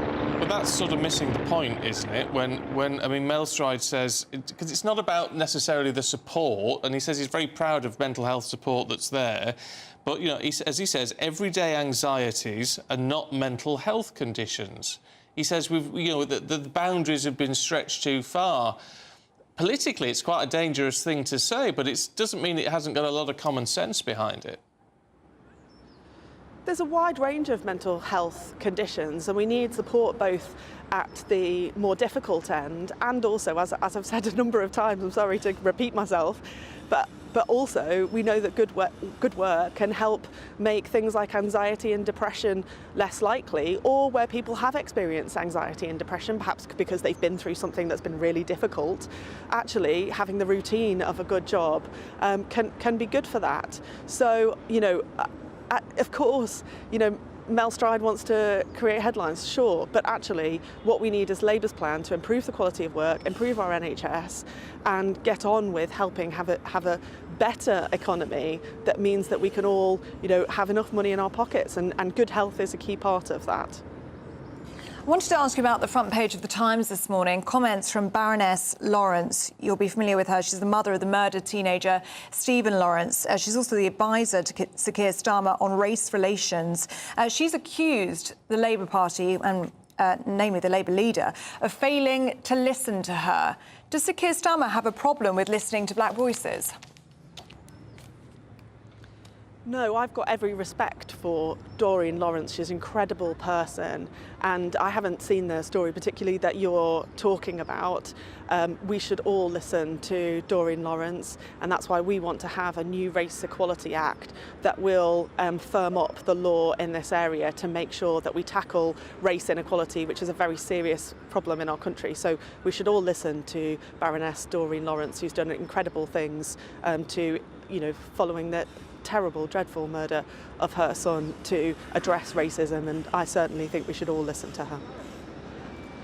OK, Alison McGovern, we've got to leave it there, sadly. Good to talk to you. Thanks very much indeed.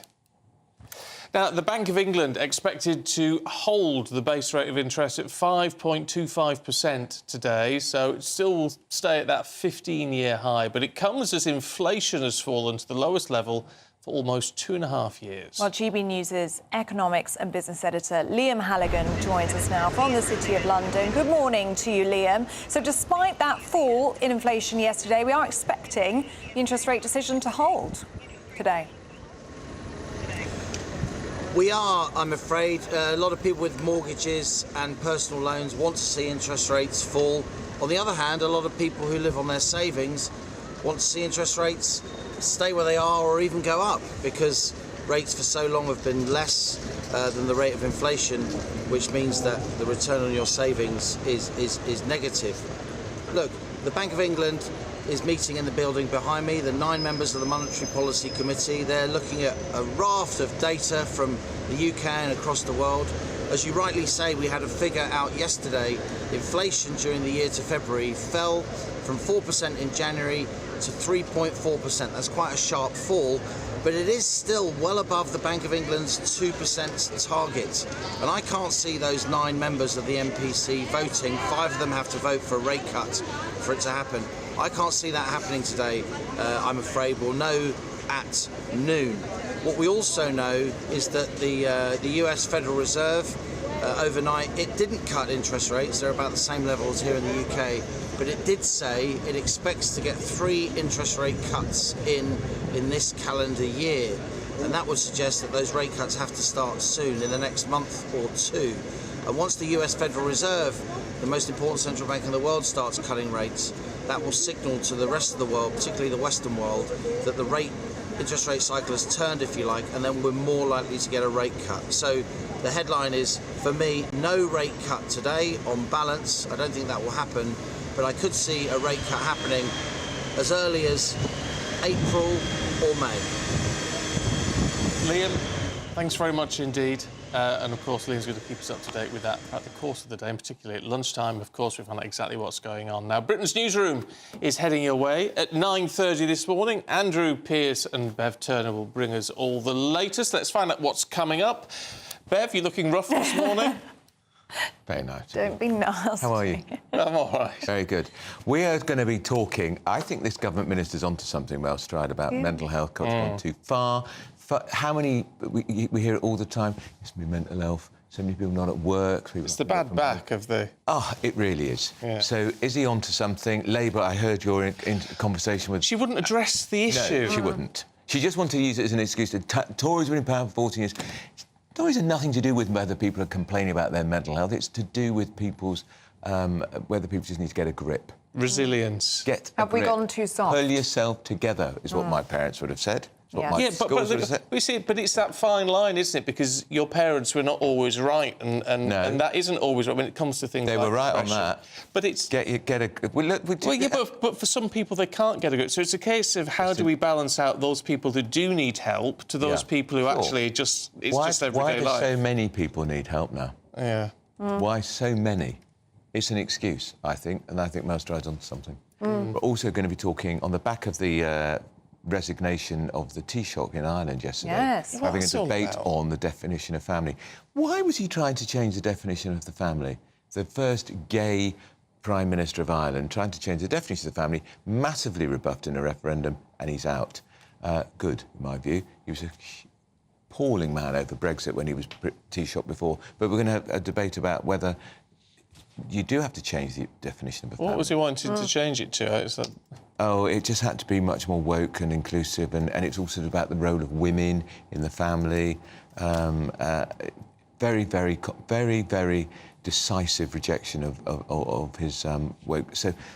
I mean, he also said it was down to personal matters, didn't he? But he didn't divulge any more on that. So there's going to be huge speculation That'll be out by the weekend, won't it? Yes. By the Sunday papers in Ireland, we'll know more about that. It's quite refreshing for a politician to say, I don't think I'm the best man for the job anymore. Or is it because the personal issue is going to come hitting him like an express train in a couple of days' time, so he's going before there's a...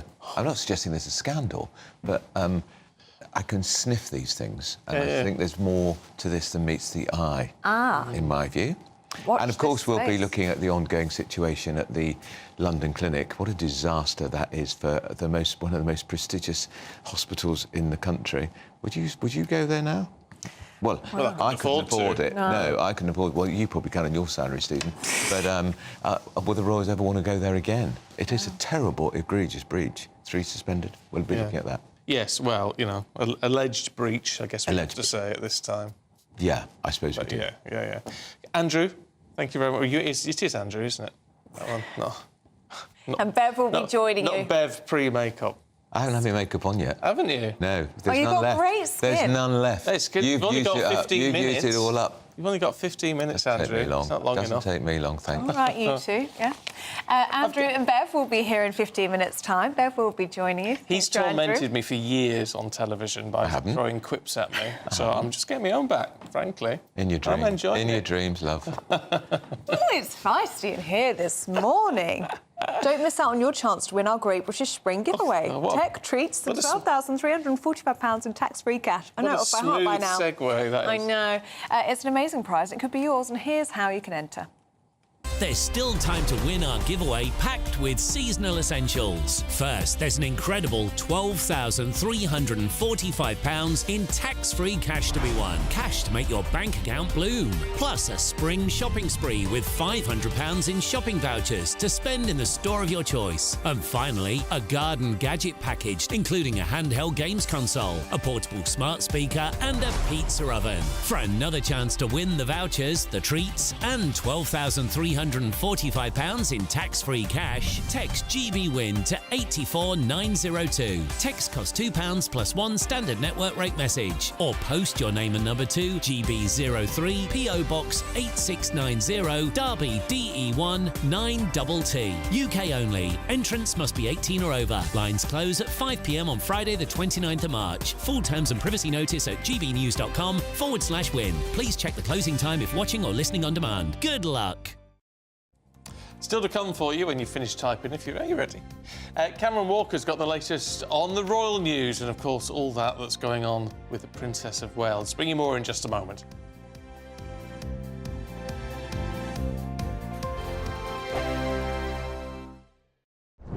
I'm Christopher Hope. And I'm Gloria Di Piero, bringing you PMQ's live here on GB News. Whenever Parliament is in session on a Wednesday at midday, we'll bring you live coverage of Prime Minister's questions. We'll be asking our viewers and listeners to submit the questions that they would like to put to the Prime Minister, and we'll put that to our panel of top politicians in our Westminster studio. That's PMQ's live here on GB News, Britain's election channel.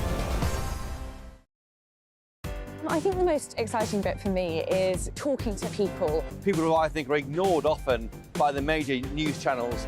We're going to give news they want to hear. There's a voice there that needs to be heard. I think there's a chance here for a diversity of opinion to be expressed, which you don't find elsewhere. It's really exciting. We don't hold back. We're free to say how decisions that are taken here affect us all around the country. Only on GB News, the People's Channel, Britain's news channel. Free Speech Nation, Sunday nights from 7 p.m. Our first question comes from Elliot. Elliot, hello. Is Canada now an authoritarian state? Elliot, I think it's been an authoritarian state for a while. I mean, under Trudeau. This is a new thing now, and this is coming from the Justice Minister, who has Arif Virani, and he has defended this new power for their online harms bill. That sounds familiar. We've got something quite similar. And they're saying they can now impose house arrest on someone who they think might commit a hate crime in the future, right? That's scary stuff, isn't it? There's obviously a very dark side to this, because you can't, or in my opinion, you shouldn't be able to imprison somebody before they've done anything. Right. Well, it is Canada, and I know you in this country kind of respect Canada as a country. America didn't even know it was a country until recently, and I think that's what they're trying to do. They're trying to show themselves to be different than America. I think America has a responsibility to invade. You know what? I do. You know, you're kidding, but it may come down to this, or this may just be a yeah, maybe. Well, I just think it's ridiculous that the idea of arresting someone... I mean, our government's bad enough, and the Scottish government's out of control, the Irish government's out of control. They're all talking about... I mean, the Irish government's got a new hate crimes bill where they're talking about they can seize your phone if they suspect you might have some material that could potentially stir up hatred. I mean, for God's sake, what does that mean? Your phone's full of that kind of thing. Well, the government knows that. Yeah. But you're right. But it has to do with the bigger picture, which is Canada has sucked itself in on the big team world. Sorry, I'm going to say it. It's big team world. And what they're doing, this is not even a free speech issue. This is just about silencing dissent against the Canadian government. It has nothing to do with openness and talk, whatever. It's like saying, we don't want these people to spread their opinions. Dangerous opinions. That's what speech codes and hate speech laws always do.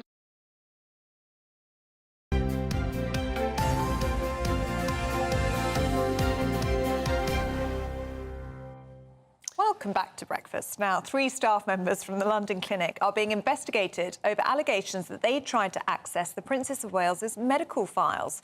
The individuals could face prosecution under the data protection laws. Well, speaking this morning, the Health Minister, Andrea Leadsom, said the attempted access, if that all really happened, was outrageous. Well, joining us now is our royal correspondent, Cameron Walker. Good to see you this morning, Cameron. What's the latest? What do we know? Well, of course, these are just allegations, but very serious allegations. The Mail reporting this morning that these 3 individuals who allegedly have tried to access the Princess of Wales's private medical information have been suspended by the London clinic. Clearly, this is very serious because accessing someone's private medical information without their permission is potentially a criminal offence. Under Data Protection Act 2018, it's an offence for a person to obtain, disclose or retain personal data without the consent of the data controller. Now, the the Information Commissioner's Office, which is the watchdog overseeing all of this, they have launched an investigation as to whether any rules have been breached, and they do have the powers to bring a criminal prosecution if warranted. Clearly, it's also quite serious for the London clinic because they are trusted to treat members of the royal family, high-profile politicians and celebrities as well. They also treated His Majesty the King for his enlarged prostate, as well as the Princess of Wales for her abdominal surgery. I understand that the King's medical records have not been accessed, and there's allegations about the Princess of Wales's. Yeah, I mean, it raises the spectre of Diana all over again, doesn't it? This sort of feverish need to get every bit of information on this poor woman. Yeah, it certainly does, and it appears these allegations have sprung up post the princess being discharged, and therefore as all the social media rumours were starting to ramp up. Back in the days of Diana, it was paparazzi being encouraged to chase the princess to get photographs of her to then sell to newspapers for vast amounts of money. Now, this is just my theory, but it appears to be social media trolls being encouraged to get clicks and follows and likes by posting unfounded conspiracy theories about the Princess of Wales, which is then amplified by the void left by the silence from the palace. So it's all this vicious circle and cycle, and we're seeing the consequences play out. Do you think this has spooked the palace? Because they have some level of control, don't they, over the mainstream media, especially the newspapers, but they can't control social media and the millions of people spouting conspiracy theories. I think there'll probably be conversations happening behind the scenes about how best to deal with social media. I think the reason the monarchy survives for so long is because it does have this great ability to adapt to change. So 30 years ago, they had to adapt to the phenomena of television and radio rolling news, and they have done so quite successfully. Now, clearly, they need to try and adapt to this new social media age and these unfounded conspiracy theories. I mean, it's this ridiculous thing, isn't it? People can say, it's like, how do you control it? People can say whatever they like, absolute lies, and it still gains traction and momentum. Yeah, it is really odd, and I think social media companies perhaps would be looking at this, but then do they need to? Because it's not written into law at the moment that they have to take down misinformation, for example. And clearly it encourages more people to go on their platforms as well. So it is a tricky situation. I think the issue at the moment is that it seems to be very much targeting the Princess of Wales in particular, rather than anybody else. But clearly there's dangers at the moment. OK, Cameron, thanks very much indeed. Let's just quickly tell you what the London Clinic has said. Everyone at the clinic is acutely aware of our individual, professional, ethical and legal duties to patient confidentiality. We take pride in the outstanding care and discretion we aim to deliver for all of our patients that put their trust in us every day. We have systems in place to monitor management of patient information, and in the case of any breach, all appropriate investigatory, regulatory and disciplinary steps will be taken. There is no place at our hospital for those who intentionally breach the trust of any of our patients or colleagues. Right, that is it from us. Britain's Newsroom is up next. Here's your weather.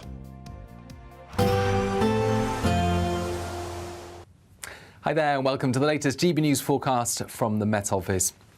Fine in the south today, some warm sunshine even, but a very different story for Scotland and Northern Ireland, where it is already turning wet and windy. The heaviest of the rain and the strongest winds affecting western Scotland. Bands of rain also moving through eastern and southern Scotland at times, although with some drier spells in between. And then through the late morning and early afternoon, that rain reaches Northern Ireland. Now for England and Wales, a bit of rain for the far north of England, but otherwise plenty of dry weather, even some sunny spells, less breezy here, but even so, out of the breeze, it's going to feel pleasant enough, 15, 16 Celsius. Then the rain tumbles its way southwards overnight. It's going to affect northern England during the evening as well as parts of Wales before it tends to fizzle out and slow down on its journey south. It will eventually end up in the southwest, where it will be a damp start to the day. But the southeast avoids it through much of the night, although staying cloudy here and, as a result, frost-free. But a cold start to the day for Scotland, Northern Ireland, Northern England. Showers from the word go, interspersed by sunny spells, but it's not going to feel very spring-like with those showers coming in heavy at times and with snow falling above 500 metres for Scotland. The wind very strong in the north and northwest, brighter spells emerging across southern and southeastern parts later, but feeling colder. Join me, Camilla Tominey, every Sunday at 9:30 when I'll be interviewing the key players in British politics and taking them to task. This report basically says that he's not fit to stand trial. With an upcoming election looming over Westminster, now is the time for clear, honest answers. I agree. And that's precisely what I'll get. Is he indecisive? Incompetent? That's the Camilla Tominey Show at 9:30 every Sunday on GB News, the People's Channel, Britain's election channel. I'm Michelle Dewberry, and I'm not here to tell you what to think. I'd much rather hear what you have to say. So send in your opinions to gbviews@gbnews.com. Keep them clean, and you never know, I might read them out. With my panel here on Jubes & Co, we debate, we get stuck into the issues of the day on a show where all views are welcome, especially yours. GB News, the People's Channel, Britain's news channel. Nana Queer, weekends from 3 p.m. So after his mad dash to see his father last week, Prince Harry predictably went on TV to talk about it. He gave his first interview to Good Morning America, whilst apparently being filmed by a crew that were doing a documentary on the Invictus Games. He didn't disclose his father's diagnosis, but frankly, even the fact that he was on TV talking about it was concerning. No wonder they're keeping him at arm's length. This is what he said. How did you get the news that the king was ill? I spoke to him. And what did you do next? I jumped on a plane and went to go and see him as soon as I could. How was that visit for you emotionally? Look, I love my family. The fact that I was able to get on a plane and go and see him and spend any time with him, I'm grateful for that. An illness in the family can have a galvanizing or sort of reunifying effect for a family. Absolutely. Is that possible in this case? Yeah, I'm sure. Throughout all these families, I see it on a day-to-day basis. The strength of the family unit coming together. He also said that he loves his family, but then he said that he had his own family in America. So which family does he love? The late Queen's last few years of life were marred with accusations of racism, which Harry later backtracked on, claiming that they hadn't actually used the word, so inadvertently admitting to gaslighting us all. But the Sussex's stock is falling in the States, and the only thing that makes them interesting is their proximity to the royal family. And now the king is ill, Harry has even offered to muck in and take on official duties to help his father. Look, I want to see reconciliation and love and joy, but I'm afraid Meghan has yet to even speak to her father as far as we know, and Harry didn't apparently even reach out to his brother. Whilst his dad might fall for it, I doubt William will be as soft. Good luck with that, Harry.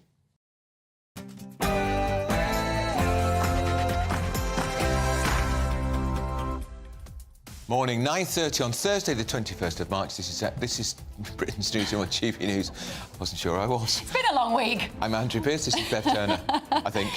Oh, here we are for now. 3 staff suspended employees at the London clinic are being investigated for allegedly looking at the Princess of Wales's medical records. Will the royal family use this hospital again. Clearly a very serious issue for the London Clinic and indeed Kensington Palace. Meanwhile, investigations are ongoing as to whether criminal prosecutions are warranted. More details shortly. And is a government minister onto something here? The Work and Pension Secretary, Mel Stride, is suggesting that we've got too soft about mental health. He thinks